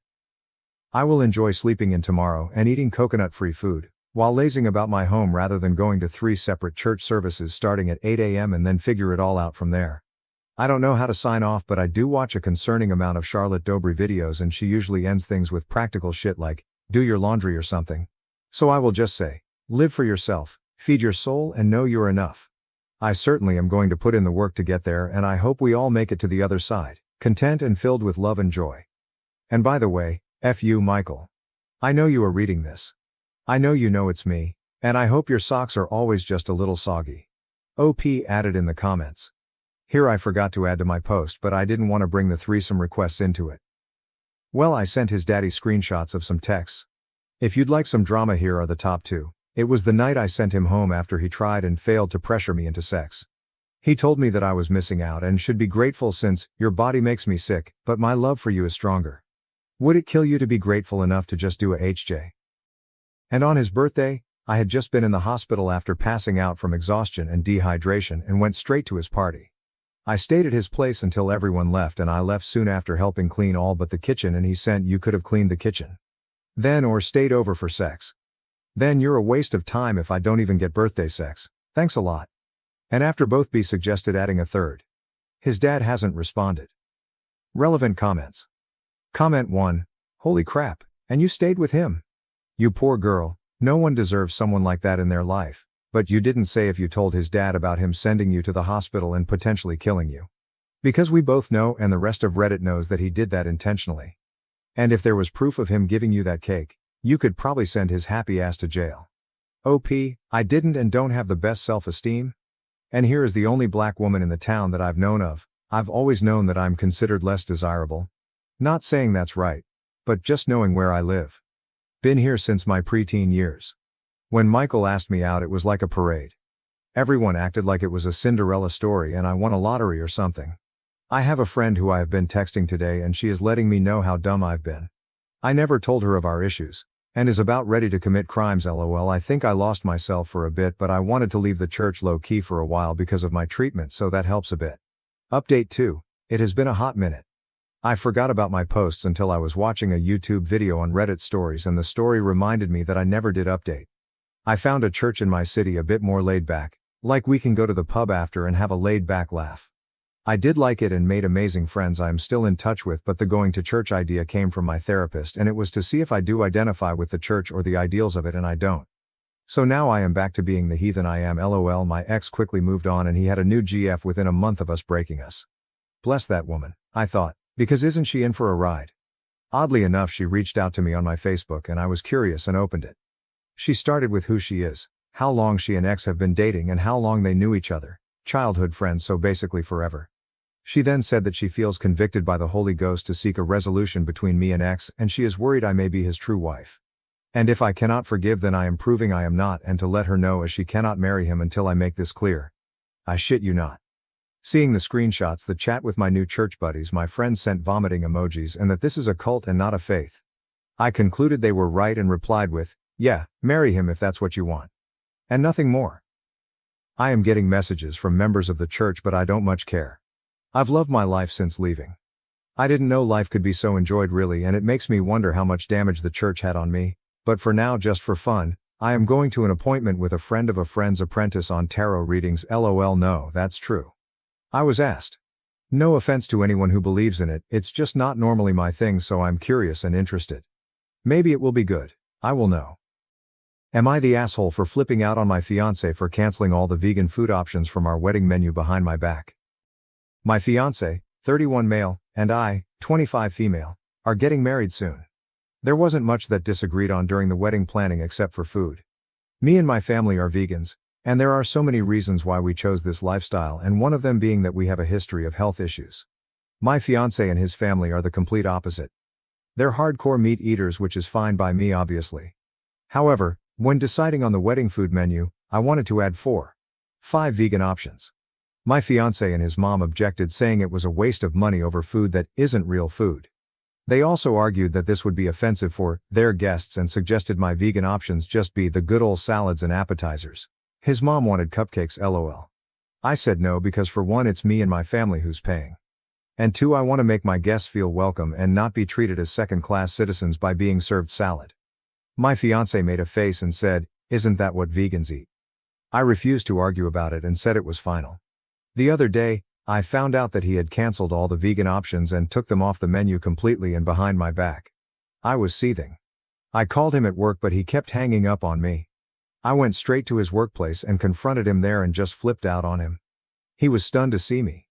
He at first said it was his mom's idea, then told me to go home because I was making a scene at the office. The fight continued at home, and he defended himself by saying that I sort of made him resort to doing this after I kept brushing off his thoughts and input, and refusing to accommodate his family. But there were plenty of meat options. Why can't I get 5 vegan options, when I'm paying for it? He yelled that it was his wedding too, not my family's. My family said it was fine and they'll figure it out and told me to let it go, but I refused. AITA for putting my foot down on this. Verdict, not the asshole. Update 1. So his mom messaged me earlier to try to get me to listen to what she had to say after I kept ignoring her phone calls. She spent long walls of text just to address what I did at her son's workplace, calling it all kinds of stuff from immature to unhinged. She then went on to explain how she's noticed that me and my family kept acting dismissive of her son's input and contributions to the wedding. She said that she noticed my behavior towards him and her entire family and wanted to speak up earlier but didn't, and tried to keep the peace. She then went on to address the food menu issue and denied her involvement in the cancellation of the vegan option, but that didn't mean she doesn't support her son's decision. Moreover, she thought it was so irresponsible of him to make that move because of my continual refusal to see how this stuff is a waste of money. She also pointed out how I kept saying I paid for it, and said that technically this isn't just my money, it's mine and his because we're getting married. She suggested I wake up and get rid of my money, I paid for it, mentality. She finally mentioned how bad this whole situation is making me look and said that she and her son had already offered a number of compromises that I chose to brush off and decided to make it my weird hill to die on. She said that not only her son is upset but she and the family are as well after hearing about it, and suggested I just agree on their compromise and be done with it. This pissed me off beyond belief. I responded by letting her know that I'm still standing my ground on this even if I'll have to call the whole wedding off because of it, because honestly, this is just ridiculous. It is. My mom and dad, they don't even know what to say anymore. Apparently, my fiancé saw my response to her, he's with her, and is now trying to call me, but right now I'm waiting on him to get home and see if he's still insisting on the stance he took. I'll update if there's anything worth adding after we talk. Relevant comments. Comment 1, NTA, are you sure you want to marry this man and his family? They have no respect at all for you and yours. OP, frankly, I have no idea why his mom feels so strongly about getting involved. I only included in wedding planning only because I respect her, but I guess it's like they say, give an inch, and they'll take a mile. Comment 2, info, how many options are there in total? So like 5 non-vegan and 5 vegan, meaning 10 options for meals. Is this a buffet or restaurant reception? Or is this a multi-course menu and so there is essentially one vegan meal with 4, 5 courses? NTA, because he did this behind your back without talking to you. But I'm wondering why he cares what other people eat. Also he's the AH for claiming he doesn't know what vegans eat. You're vegan. He knows you eat more than salad. OP, aside from the vegan we have 6 options with meat. His mom picked one. I'm paying for the whole thing. Comment 3, if you marry him, this is the rest of your life. He'll do whatever his mom says when it comes to your kids and managing your life. Update 2, so the talk didn't go well.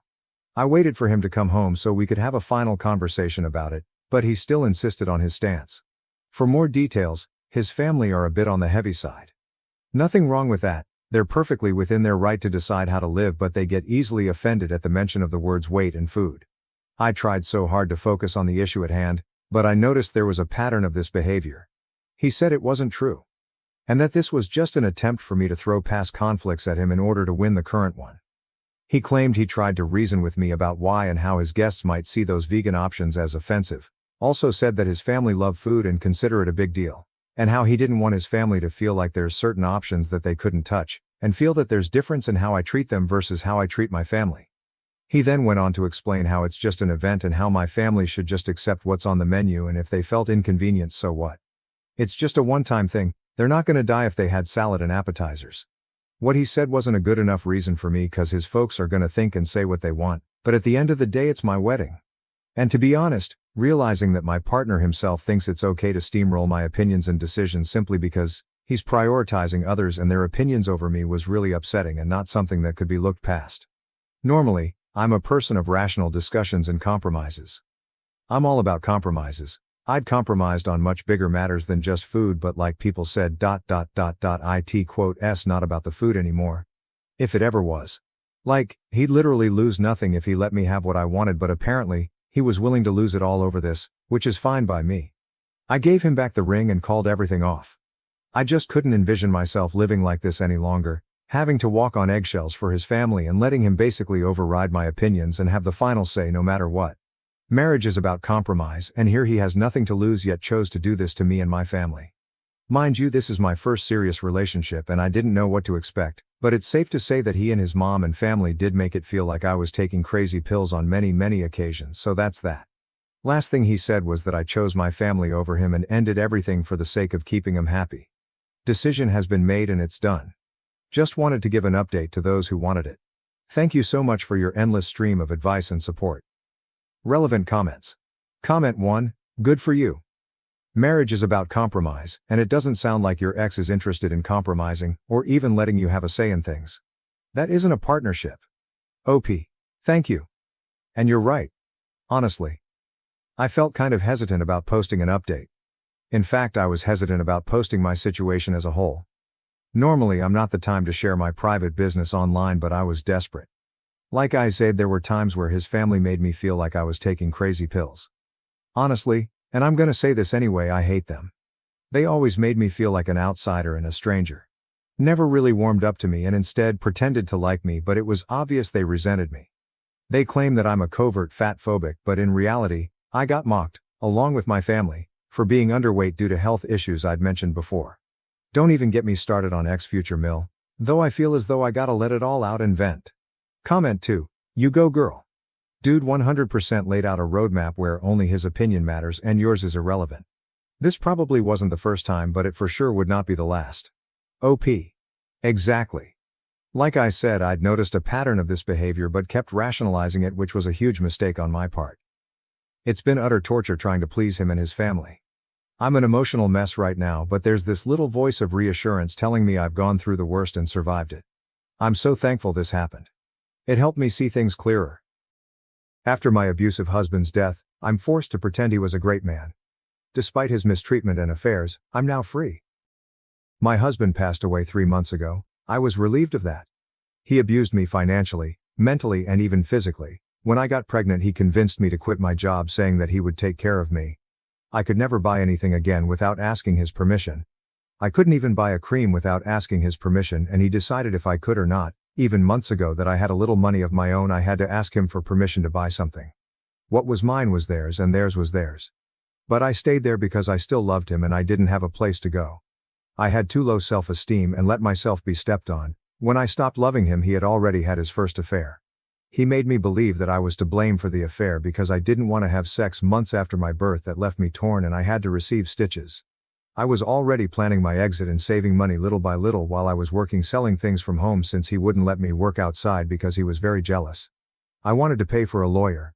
He was having another affair with a friend of his which luckily kept him busier, and I didn't care anymore that he didn't pay attention to me. I wanted him to stay as far away as possible. I knew that man and he knew me. I could have made a big fuss but I didn't. I kept quiet, planning my way out while he and that man slept together in secret. I only felt disgusted by my husband, nothing more. But my husband died in a way I never would have expected. He is now a martyr. When someone dies, all the sins of that person disappear? Because that's what even my family thinks. Those who knew about his affair and how he manipulated me are now talking about how good a man he was and we shouldn't insult someone who's dead. Everyone around me talks about how beautiful our relationship was. His family talks about what a great man he was and how he always focused on giving everything to me and our kid. His affair partner hugged me at the funeral saying that my husband loved me. His friends told me what a great person he was. Everyone talks about how good but he was and how he is now an angel in heaven. And I have to pretend to be sad. The day he died I cried a lot, but not out of sadness. I cried with relief and I felt free. It would have taken me too many years to save to pay for lawyers with my little store without him realizing that I was keeping money in secret. He would have kept everything. He would have made my life a hell, and I know it because he had told me so every time I stood for myself. But now I have the house, I have everything, I have the monthly money for being a widow. I have my children totally with me. I have started to become a psychologist. Everyone thinks that I do it to cope with my grief, but no, it is to overcome the abuse I suffered from him. It was really hard to pretend to be sad at the funeral, but I did it for my child. I did it because now everything is over and I'm free. If I made a fuss, my ex-mill would have done something so that I wouldn't keep anything. They were just like him. But now I'm just a sad widow who needs help in their eyes, the silly widow who didn't know anything, but that's helping me to be free and have what I deserve. Sorry for the bad English, I use the translator for many parts. Edit. We are not from an Islamic country and here same-sex couples can live and marry freely. He just cheated on me with a man like he cheated on me with a woman. I guess he was bisexual. Fiancé's graduation party exposes dealbreaker, LGBTQ plus acceptance splits 4-year relationship. We met in college and decided to not get married until we graduated to focus on our studies, and we have been dating for 4 years. He proposed to me during his last semester of his master's program, and he is studying to become a teacher. I graduated with my bachelor's not too long ago, but his graduation party is showing a side of him that I believe to be a deal breaker. His graduation party will be held at his father's house, which has a pretty big backyard, and many of the people from our wedding will be going. However, unlike our wedding invitation list, he said he didn't want to invite Jason, fake name, and his parents because he recently came out as gay, and that led to a conversation. Jason and his parents were invited to our wedding, so that made me ask why he didn't want them at the graduation. He said that the wedding was an us thing, and that he was willing to compromise because it was our wedding. But when it came to the graduation, he said it was a him thing because he was the one who graduated. So he didn't have to compromise, because he did the school work. When I asked what he meant by compromise, he said he'd tolerate Jason at our wedding because that's what couples do. But the graduation was about him. When I asked if he'd support potential future children that came out, he said he'd tolerate it for me, although he disagreed with it. It is my fault for not asking that question earlier before we became engaged, but he made his stance clear. He said he'd be more distant to a child that turned out to be gay and would probably let me do more of the parenting if so. He's always been a gentleman and amazing to me, but he grew up religious, parents were Christians, although he said he's not anymore. I don't think we have a future after he said he would distance himself from a child who came out and leave it to me, and I just want to ask how to tell him so. I'm thinking about another conversation like we had, but I want to ask for the best way to go about it. What would be the best way to tell him that I don't think we have a future together given his stance? First update. AskReddit recovered June 11, 2023. A lot of people suggested talking to my fiancé in an open space or my parents' home about my deal breaker, but I wasn't able to do it at my parents' home, although I got to talk to them and they agreed with my reasoning. They said they were disturbed by how easily he admitted he would distance himself from a potentially gay child and that it was a good thing it came out before the wedding. I also got a lot of people calling me out for not broaching the topic of gay children or how he felt about LGBTQ in the years we dated, and that's on me for never thinking to bring up. Going forward, It will be something I ask early on before getting emotionally invested in a relationship. Because I couldn't speak to him at my parents' place, we ended up talking at a place we went for lunch, and I told him that I couldn't go forward in the relationship because he repeatedly said he wouldn't accept any children who came out. But when I said that, he didn't try to take it back and said that he was willing to compromise for me. He said it was better than pretending, to agree with coming out, and that he was being honest, but I told him I was done because of his beliefs, and he didn't take it well. He took it fine at the restaurant and finished lunch without saying much else, and he kept saying I was overreacting and that he couldn't believe I wanted to end the relationship over him wanting to compromise. My parents have been helping me with canceling the wedding, but he took his spite online. He made a Facebook rant a few days after that, doubled down on a lot of the things he said, and he said he made it to explain his side of things. He said that I was breaking up with him despite him being honest about his willingness to compromise and not hiding it like many couples internalize things. He also said our country was changing things that were always wrong, such as gay rights, and he said that people were trying to shove gay rights down everyone's throats. He also said that you can't say anything these days because of canceled culture and Me Too catering to sensitive people. And he said that the value of education was dropping because people were becoming more stupid. He also said that that was why he wanted to become a teacher, because there weren't enough good ones, and those were just a few of the things in his rant. He also said that Me Too enabled people from the consequences of their behavior, when they should instead look at themselves in the mirror and how they dress too. He never said anything about Me Too during the duration of our relationship or anything that was outspoken about gay rights until his graduation planning, and it was honestly surprising to read what he wrote. As I said above, I will be asking these questions at the start of dating going forward. Lastly, some people suggested reporting my ex-fiancé to the school in my previous post because they said he could be harmful to gay students, and I especially agree after the post he made. I did receive a lot of hateful DMs from people who agreed with my ex and said that I'd be wrong to contact the school.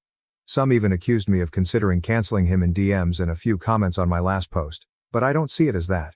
I see calling the school as something that's important because this mindset is harmful to so many, and he is already a substitute teacher at an elementary school. He began subbing before he graduated. I want to ask what would be the best way to go about it. Whether that would be an email, phone call, or potential visit to do it in person. I have already screenshotted the post he made, and I've only answered questions about the breakup from people who have called so far. My parents are helping me with some people who have called them too, but that is my last. Second update, August 20th, 2023. I didn't really plan to make another post, but I received a lot more DMs after my update was shared that made me want to come back, and I read through many of the comments there too, which made me want to address something. To those who called me out for not seeing any signs of his homophobia earlier. You're absolutely right. I just assumed the best and never thought to question it, but I will now ask the tough questions going forward at the beginning of future relationships, such as political stances along with opinions on race and gender, and that should help prevent time from being wasted on people similar to my ex. I just assumed the best because we have another friend who is trans and was always cool with him, and my ex used to like the post that he made when he came out some years back. He also liked a post that he shared at a Pride walk, so there was that too. Going forward, I won't assume anymore because at the end of the day, a like really doesn't mean anything. I sent an email with an attachment of his now deleted Facebook rant to a few places. The school he subs at was subbing at before he graduated, and the school district along with the county office of education where we live, thanks to advice provided by a commenter who I DM'd for more advice. I also told people I knew about why we were breaking up and showed them the post, and that did most of the talking for me. I broke up with my ex before contacting the school, and I decided on a text because we didn't live together and also had my dad return the ring to his parents' home where he gave it to his mom and had minimal interaction. I was too scared/cowardly to do it myself, so I took them on their offer to drop it off for me. In the text, I told him that I couldn't marry him due to his homophobic comments and opinion, along with telling him that my parents would drop off the ring so that it was in writing, and I blocked him after sending. He didn't have any belongings at my place, but he's been livid about the way I handled it, and I'll admit that I was afraid to do it face to face because I was a coward, but he took to Facebook again. He made another post talking about how dad returned the ring instead of me and that I didn't give him credit for being honest about his willingness to compromise, and proceeded to ghost him, pretty much erasing the purpose of his deleted post by referring to the same points. I'll admit that I was cowardly about how I handled it, but what really surprised me was when his dad took to Facebook about it too, and he accused me of canceling him for an opinion he shared, along with saying that communication in marriage is dead. He called me reader_Ed in his post and that people like me were the reason Trump lost, because no one had morals. He also said that Trump needed to win again to stop canceling culture, because his son was punished for his opinion. I want to remind you that my ex was not religious despite his parents being big Christians, but I'm guessing he vented to them about it and is back involved in some way given the post. The last thing I'll say is this, and I kept it to the end because I'm not looking for advice as I'm only taking it from a lawyer on this matter that my parents have helped me contact. My ex called my job and apparently told them that I had CP and that was why he left, and I don't know where he pulled that out of his ass from. I don't know if he talked about the emails I sent to the district involving his post, but my dad seems to think that it might be retaliation, although he's not sure, because it's only been a few weeks. He thinks it could be retaliation for my letter to the district or for ghosting him, but we're looking into a lawyer as I was recently made aware of the accusation at my job when I was talked to, and that is where my focus lies. I'm not going to make any future posts because I've still received a lot of hateful DMs telling me that I was wrong to report him to the school, but I stand with my decision to do so. I really appreciate the advice I received and hope that at the least, telling the school will have done some good. Someone also suggested looking into LGBTQ things to support and give energy to, and I'll look into that once I'm past this job situation.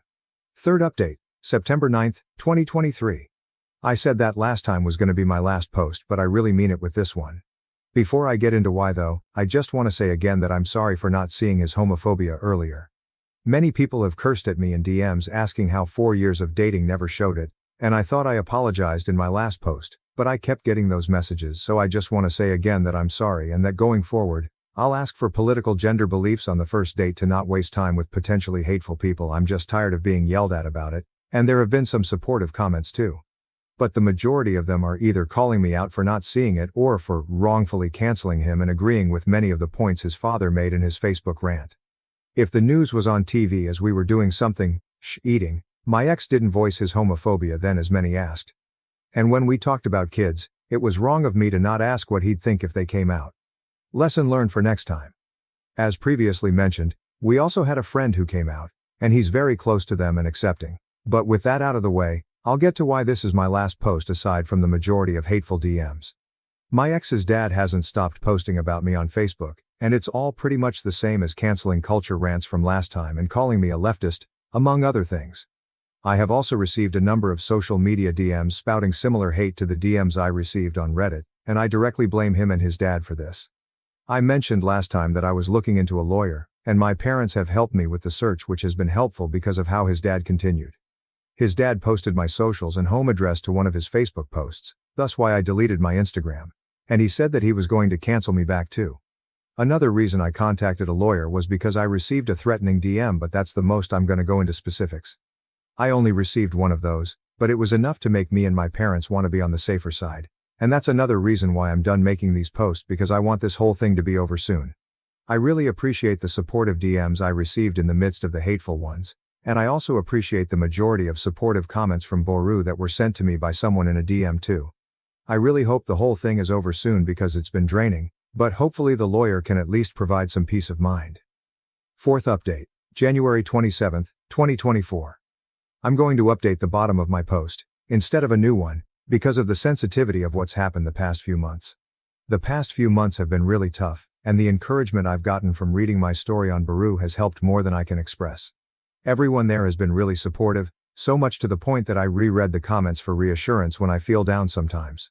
When I broke up with him and told the school about him, I didn't know the next few months would be so tough, so I need to vent to get it out because things have been stressful.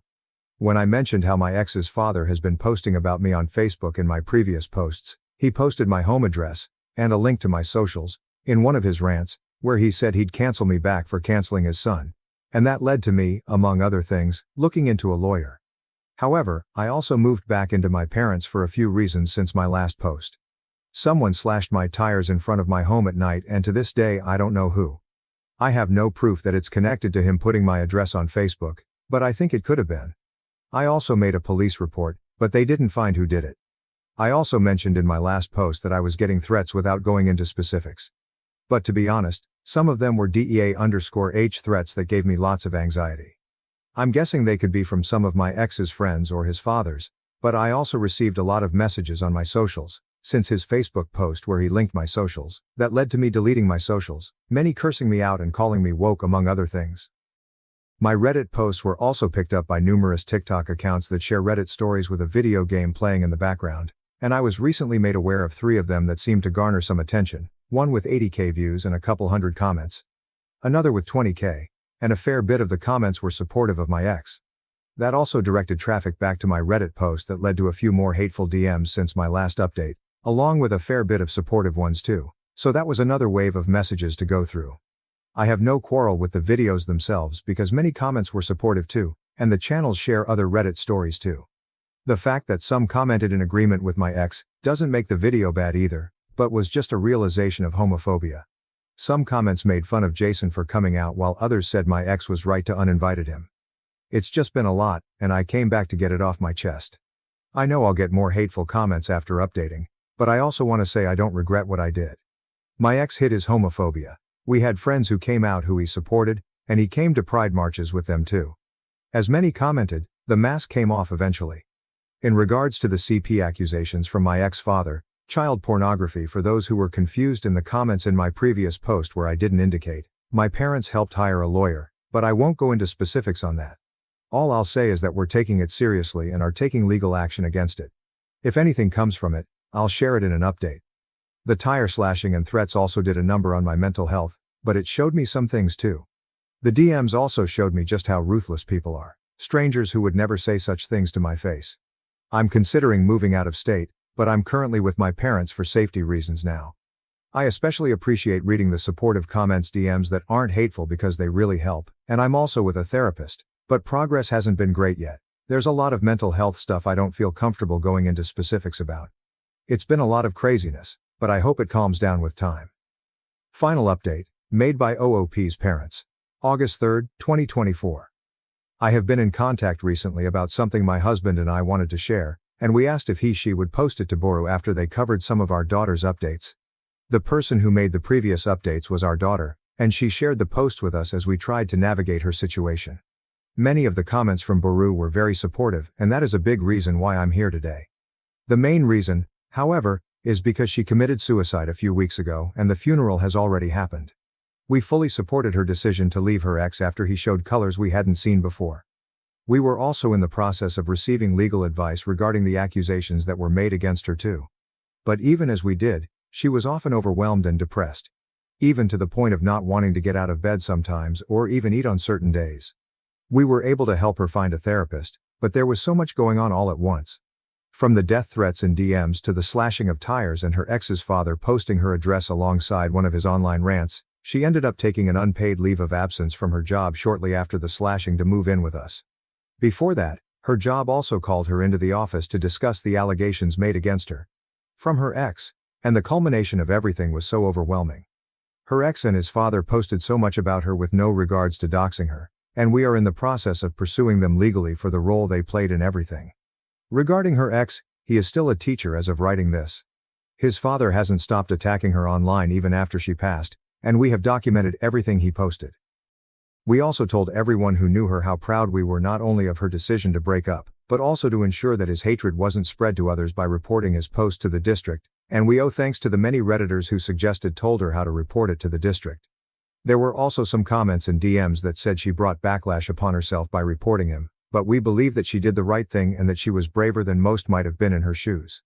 She could have done nothing and simply broke up with him, and no one would have batted an eye. She wasn't obliged to do anything else. But she felt convicted to care for kids she'd never meet.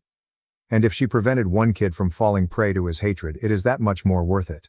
For her sake, we are continuing to pursue her ex and his father legally. But we wanted to thank everyone who told her how to tell the district because we need more people like her and you, and making this post is therapeutic in itself because we've told others how she did the right thing as well. We truly appreciate everyone who supported her and gave her advice. My dad kicked me out because my stepmom falsely accused me of stealing my stepsister's college savings. Because my stepmother had falsely accused me of stealing my stepsister's college savings, my father expelled me from the house. In light of the fact that many individuals have critiqued my response, I am in need of information regarding whether or not I responded appropriately to my estranged father's recent contact with me.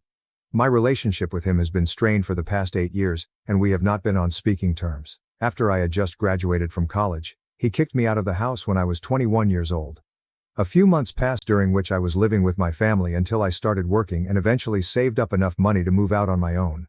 At the age of 7, my parents went through a divorce, and when I became 17, my father began a relationship with my stepmother, Becca. Additionally, Becca had been married in the past. However, sadly, her spouse had passed away 6 years before the time that she began dating my father. Additionally, she had a daughter from a prior relationship and her name was Alexa, and she was my stepsister, and she was 4 years younger than I was. I had a pretty strange feeling about Becca and Alexa when I first saw them. It seemed as though they were not pleased to have the opportunity to meet me. I didn't give it much attention because I believed it was possible that they were just shy. In spite of this, I found that the more time I spent with them, the less I believed they liked me. Not only did Becca and Alexa move in with us after a year of dating, but that was also the year that I moved out to complete my undergraduate education.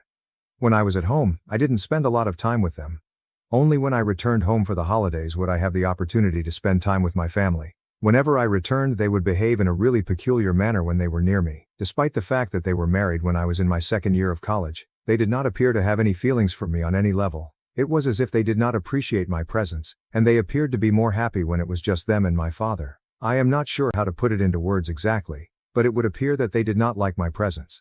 Because I didn't want to be living in a household where I was constantly made to feel unwelcome, I decided to have a conversation with my father about this matter after I had graduated and moved back in with the idea of staying at home in order to save some money before moving out permanently. However, when I brought it up with him, he told me that I was simply making it up and that Becca and Alexa loved me far more than I thought they did. I made the decision to put my faith in what he was going to say and moved back in. Nevertheless, within a couple of weeks, he was shown to be incorrect. There is no doubt that they did not love me. In fact, they detested the presence of someone like me in their lives. Becca never showed any sign of warmth toward me and just occasionally acknowledged my existence. It appeared as though Alexa had a grudge against me, as she was persistently attempting to irritate me and pick arguments with me for no apparent reason. It was something that I brought up with my father on a few occasions, but due to the fact that their conduct around him was totally different, he believed that I was exaggerating the problem and that they were most likely simply growing used to having me around.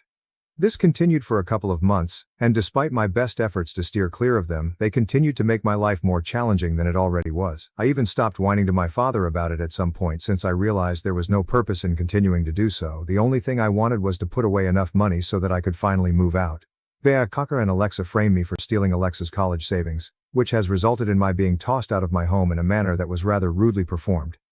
Becca and Alexa were driving me crazy, and I really wanted to move out as soon as possible. One day, around midday, I left the house to go house searching with a number of my friends. I was looking for a new place to live because those two were driving me crazy. After I returned home in the evening, I saw that my father had already arrived. As soon as I walked into the house, he gave me the expression of being highly dissatisfied and instructed me to gather my belongings and go. The fact that I was unaware of what was taking place caused me to be taken aback. I asked him what was going on, and he responded by saying that he had never anticipated that I would turn out to be such a hopeless and desperate lowlife. He never imagined that I would go to such lengths for the sole purpose of obtaining financial gain. Despite the fact that I had no idea what he was talking about, tears began to well up in my eyes since the things that he was saying were so judgmental. Instead of making an effort to communicate with me, he informed me that he was unable to spare any time for my performance and required me to depart without delay. Following that, Becca entered the room and immediately began yelling at me for destroying Alexa's hopes and dreams. It was her assertion that I had done all of this because I was unable to bear the realization that my father had finally moved on with his life. During the time that she was yelling at me about what I was supposed to have done, I was able to piece together the scenario. On the surface, it seemed as though they were accusing me of stealing money from them, specifically a car that they had provided me for unexpected expenses but that I had instead utilized to make expensive expenditures. Becca stated that I had approached her a few weeks earlier, stating that I was running out of money, and as a result, she had added me to the account where she had stored money for Alexa due to financial constraints. Nevertheless, I had almost completely depleted the account, such that there was no money left over for Alexa's college expenses. The money that she had set aside for her daughter was used to purchase a number of new bags, shoes, and garments from high-end brands. It appears that I had lied about the reason I required the money and utilized it to purchase these items. Due to the fact that none of this had actually taken place, I was completely shocked, and she was lying through her teeth. Despite the fact that I requested that she provide me with evidence to back up all of this, my father informed me that there was no need to do so because they had already searched through my room a couple of hours ago and discovered all they required to validate her account. He claimed that he had discovered all of the stuff that had been purchased with that card hidden away under my bed in a covert manner. When I told my father that Becca had never even added me to the card, he informed me that she had removed me after receiving a phone call from the bank that morning. This was because I would have known if she had added me to the card. Although it had taken a few hours to complete, It was over now. In response to my request that he call the bank authorities to verify this information, he informed me that he did not require any other evidence to be aware of the fact that his daughter was a thief and a repulsive individual. In spite of the fact that I exerted a great deal of effort to persuade him that Becca was lying, he did not trust me. At some point, I was forced to depart. Following that day, I did not communicate with my father in any way. He had demonstrated to me the things that were most important to him, and after the manner in which I had been insulted, I had no desire to communicate with him ever again. After moving into my first apartment, I stayed with a buddy for a few days before moving in here. There were a few months in which I had a difficult time making ends meet, but after that, I was able to make it on my own. At this point in my life, I am living a really wonderful life, and I even have plans to purchase my own home within the next few months. Over the course of 8 years, I have not had any kind of communication with my father, and I have avoided every family gathering that involves his side of the family like the plague because I have never wanted to really meet him. We have maintained communication with one another, and my mother had severed her relationship with my father at the same time that I did. This was due to the manner in which he had treated me. However, at this moment, she appears to be taking his side, which is the reason why I am perplexed. It was a few days ago when my father made his appearance at my residence. Because I was quite interested in hearing what he had to say, I decided to open the door and talk to him on the phone. The address was reportedly obtained by him from my mother, as he informed me. It was only lately that he discovered that my stepmother had fabricated the entire situation, and he stated that he was there to apologize to me for all that had happened previously. Alexa's education fund was something that she had hoped someone would pay for. She had been taking advantage of him for his money for a number of years, and he was completely unaware of it because he believed that he was only providing for his family. He wanted me to forgive him and give him a chance after he had just learned something from his in-laws. He wanted me to give him a chance. It would appear that Becca and her parents had a disagreement a few months ago, and they had lately contacted my father in order to inform him of the facts of the incident that led to my expulsion from the house. She had purchased all of those items for herself and her daughter, but she had strategically placed them in my room in order to frame me and give the impression that I was concealing something. This was exactly what I had expected. She even had her parents phone her pretending to be bank personnel in order to convince my father that she had in fact added me to the card. This was done only for the purpose of protecting her reputation. The actual reason she had done all of this was because she was the one who had used the college fund that her late husband had left for Alexa to pay for her education. She had done this by living a lavish lifestyle. In order to avoid giving the impression that she was a gold digger, she refrained from approaching my father with the request to pay for her costs.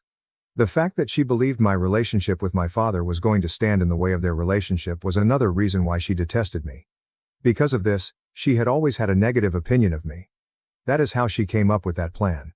To get rid of me and to create a circumstance in which my father would be forced to offer to pay for Alexa's college expenses. On account of the fact that the plan was successful, she was able to accomplish 2 goals at once. During the course of 8 years, her parents had remained silent.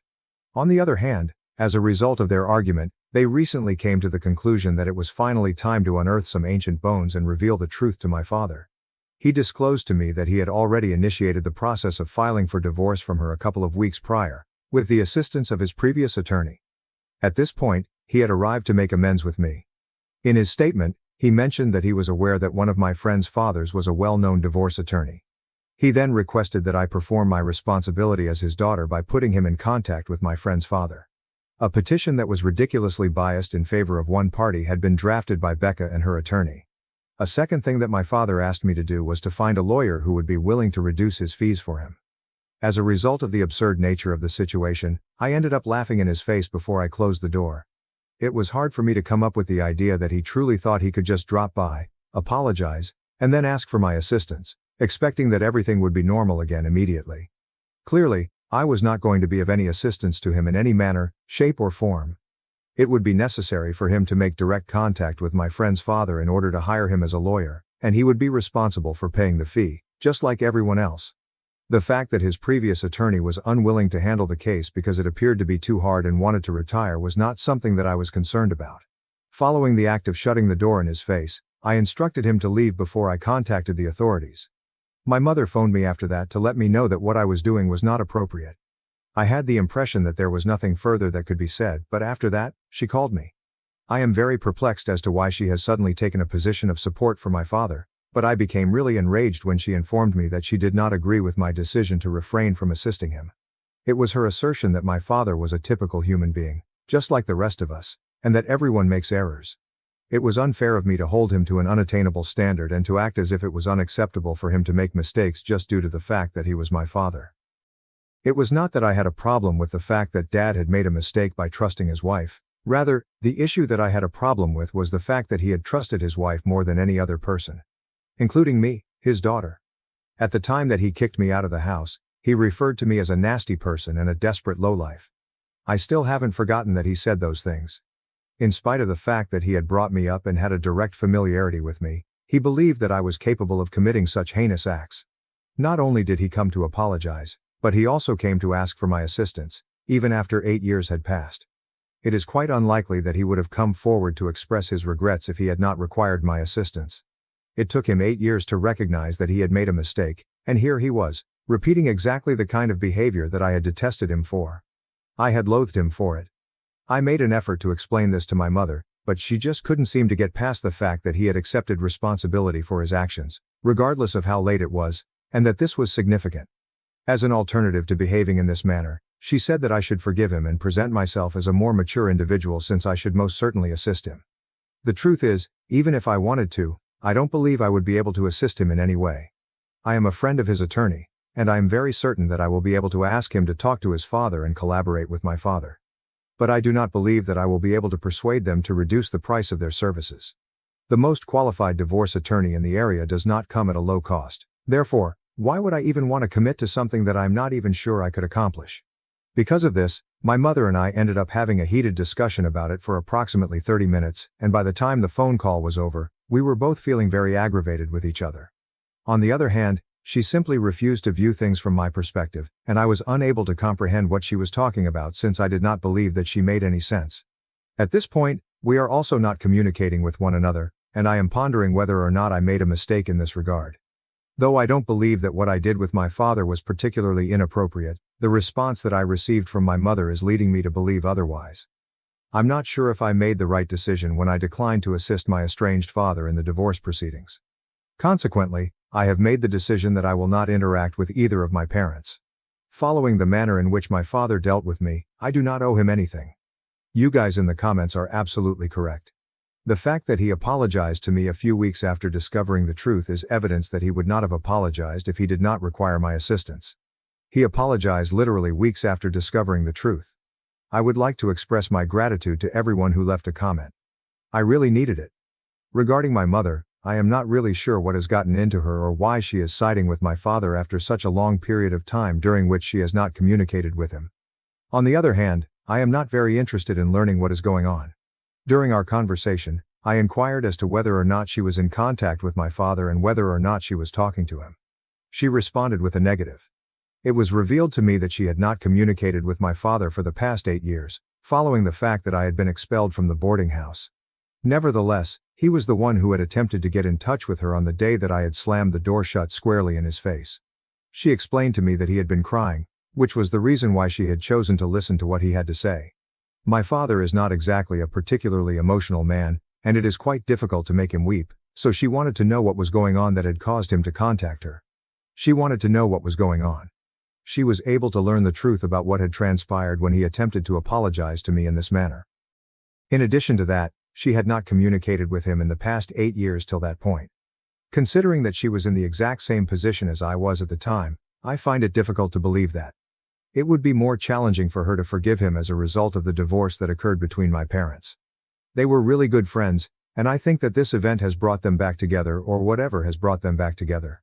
No matter what it is, the response of my mother has made me realize that she doesn't know me as well as I had previously believed she did, and she most certainly does not comprehend what I am saying. In the event that she had, she would not have become angry with me for not immediately forgiving my former father. Whatever the case may be, I'm going to avoid both of them as much as possible. It is not going to be all that tough for me to refrain from communicating with my father because I have been doing so for the past 8 years already. On the other hand, it is going to be very challenging for me to avoid interacting with my mother. Over the course of a number of years, she has been the only family that I have ever known, and now I have unfortunately lost her as well. Despite the fact that I feel terrible about it, there is not much that I can do about it. I will give her a week to apologize for what she said and how she responded to it. I will give her that time. In the event that she comes to her senses within that time frame, then that would be fantastic. However, if she does not, I am at a loss for what I will do. After that, I might have to cut her off forever, and the entire idea of doing so makes me feel a great deal of sadness. Nonetheless, I am unable to stop myself from doing so. It is also necessary for me to watch out for myself. Update 2. Alright, 1 week hasn't yet passed, but my mother did get in touch with me. Regretfully, it was not to atone. I wanted to test if she would talk to me, so I hadn't blocked her on anything. She did. She believed it would be better to personally clear the air, hence she texted me yesterday asking whether she could visit me and have a personal conversation with me. Since I wanted to straighten things out with her as well and I honestly felt she would apologize, I agreed to let her visit. I therefore treated her quite kindly and everything when she came around. She began by saying she had been considering our last chat and perhaps she hadn't tried to understand me that well, so she was here to give that conversation another go. She asked me to say the same things, which seemed a little strange, but I did it hoping it would help her understand where I was coming from and maybe she would find it simpler to apologize to me so we could call this once and for good. After I finished expressing my emotions about this whole matter, though, Mom informed me she wanted me to have the same conversation with my father now that we had coolly gone over this. She understood my dad needed an explanation for everything and I could respond with respect instead of slamming doors closed. He persuaded Becca to do the same, even though he had believed I had taken her money. He did not call the cops on me. It makes no difference that everything was made up. What counts is that he made every effort to shield me even though he believed I had done the wrong thing. I might so provide him an opportunity to speak with me at least. She would not say no since she knew her daughter had been raised to be kind at heart. But I told her I had no forgiveness in my heart for my father and she did not know me as well as she believed she did. In the past, he treated me like garbage. I have nothing to owe him. Not even an apology. Her not apologizing to me even after all of this infuriated me. I thus advised her to only get in touch with me should she like to apologize following this. I wanted no communication with her otherwise. She then became fidgety and advised me not to act this way as family is all we have at the end of the day. Our life will be horrible if we cannot even rely on them to pardon our mistakes. I asked her to leave as I felt it was just a lot of BS and told her I did not want to talk to her or address this anymore. She told me at last that she cannot leave as she had promised my father she would get me to speak to him. She couldn't go as she had to live up to her promises, unless I told her I would talk to him at least once. She truly wanted me to get things out with my dad. She said she was truly sorry I felt that both my parents had let me down, but ultimately they were my parents and I should forgive them. She said she did not want to lose me. That counts for something since the few mistakes they made were negligible compared to all they had done well in the past. Her even stating that seemed absurd to me. It was her error, I informed her, that she had promised my father she could not even know she could live up to, and it was not my duty to see she kept her word. Once more, I urged her to go, but then she told me she cannot since my dad was waiting to be summoned inside from outside in the car. She wanted not to disappoint him. I at last snapped and began to yell at my mother. This was violated really seriously. She had taken the liberty of bringing my father here, confident she could sway my opinion, but I had made it quite obvious to her I did not want to talk to him. I naturally lost my cool and began yelling at her. I said I was done with her and that she was a horrible mother. She started crying, but it made no difference to me since I was enraged. She kept saying she was sorry about all of this, but I simply kept begging her to leave. I was not in the mood to hear it. After around 15 minutes of dispute, she at last went. I screamed at her as she was leaving and warned her that I would call the cops on her or my father should they ever return. I blocked her then, and I believe I should discuss with a lawyer obtaining a protective order against these individuals should they choose to pay me another visit. Update 3. Alright, so something literally crazy occurred today and I have no idea how to approach anyone about it. I am here to discuss this since I truly need to get this off my mind. Having a day off, I stayed at home today and intended to do nothing. Then Becca and Alexa arrived, and that is not even the most wild aspect of what transpired today. I became enraged when I found they were standing outside my door. I advised them to leave right away, and I even called the cops number. Becca, however, informed me she was there to tell me the truth about my father and specifically why he needed my help, not to bother me. It was good to know she hadn't changed in 8 years. She was exactly as unpleasant and rude as before. Originally I had no desire in talking to her, so I told her whatever she had to say, I was not interested. She then remarked, however, that if I understood what she was here to tell me and could explain why my mother had been abruptly on my dad's side following years of silence, I would most definitely be intrigued. Apparently, I'm not going to lie. That surprised me since I assumed she would not know about any of this. After some thought, I asked her in as I truly wanted to know what was going on. She insisted though, that she was merely coming to tell me the truth and would be leaving without even entering my house. Her daughter told me that a few weeks ago her parents had told her father the truth about the incident that had happened 8 years ago just outside my door. They started a furious argument about it and he resolved to file for divorce. She had been arguing with her parents since she stopped monthly paying them money as she used to. She became a little too avaricious, in case someone wanted to know exactly what they had been fighting over. Even my father wasn't providing the kind of allowance she desired. She started some investigation after her father had decreased her allowance without explanation and discovered that my dad was seeing my mother. She understood he had been conserving money as he most likely intended to be leaving her. She thus chose to remain with him and subsequently apply for a divorce under her own terms finally. But her dad discovered the truth before she could act, therefore their whole conflict took place. They both discovered their own actual hues. Under normal conditions, my dad could have easily ended our marriage without handing Becca anything. But Becca had not worked in the past 10 years, and since he had also been cheating and disloyal to her, she wrote up a petition that would help her. He was not comfortable with that, hence they were battling valiantly. She was telling me all of this because, apparently, my father had threatened her on the phone a few days ago and advised her to back off since I was supposed to forward him to the divorce attorney and subsequently she would be screwed. He was obviously lying, but Becca wanted not to take that chance. She had come to tell me the truth. Though in a sense I was relieved that I at last had an explanation for why my mother had been acting so strangely about my father, I was genuinely stunned that all of this was occurring. Becca said it was up to me whether I wanted to help my dad or not once she had told me everything. She then walked away. She had been of some real benefit to me for the first time in her life, and I'm appreciative of that. I will never be able to maintain contact with my parents once again after this either. It astounds me that my mother tried to gaslight me into thinking my dad deserved a second shot for her own self-serving needs. My parents most certainly fit each other. They are a match made in heaven. Not being in their life anymore makes me happy. Now that I live alone, I would like to thank my lucky stars for having the wise decision not to give any of them another chance.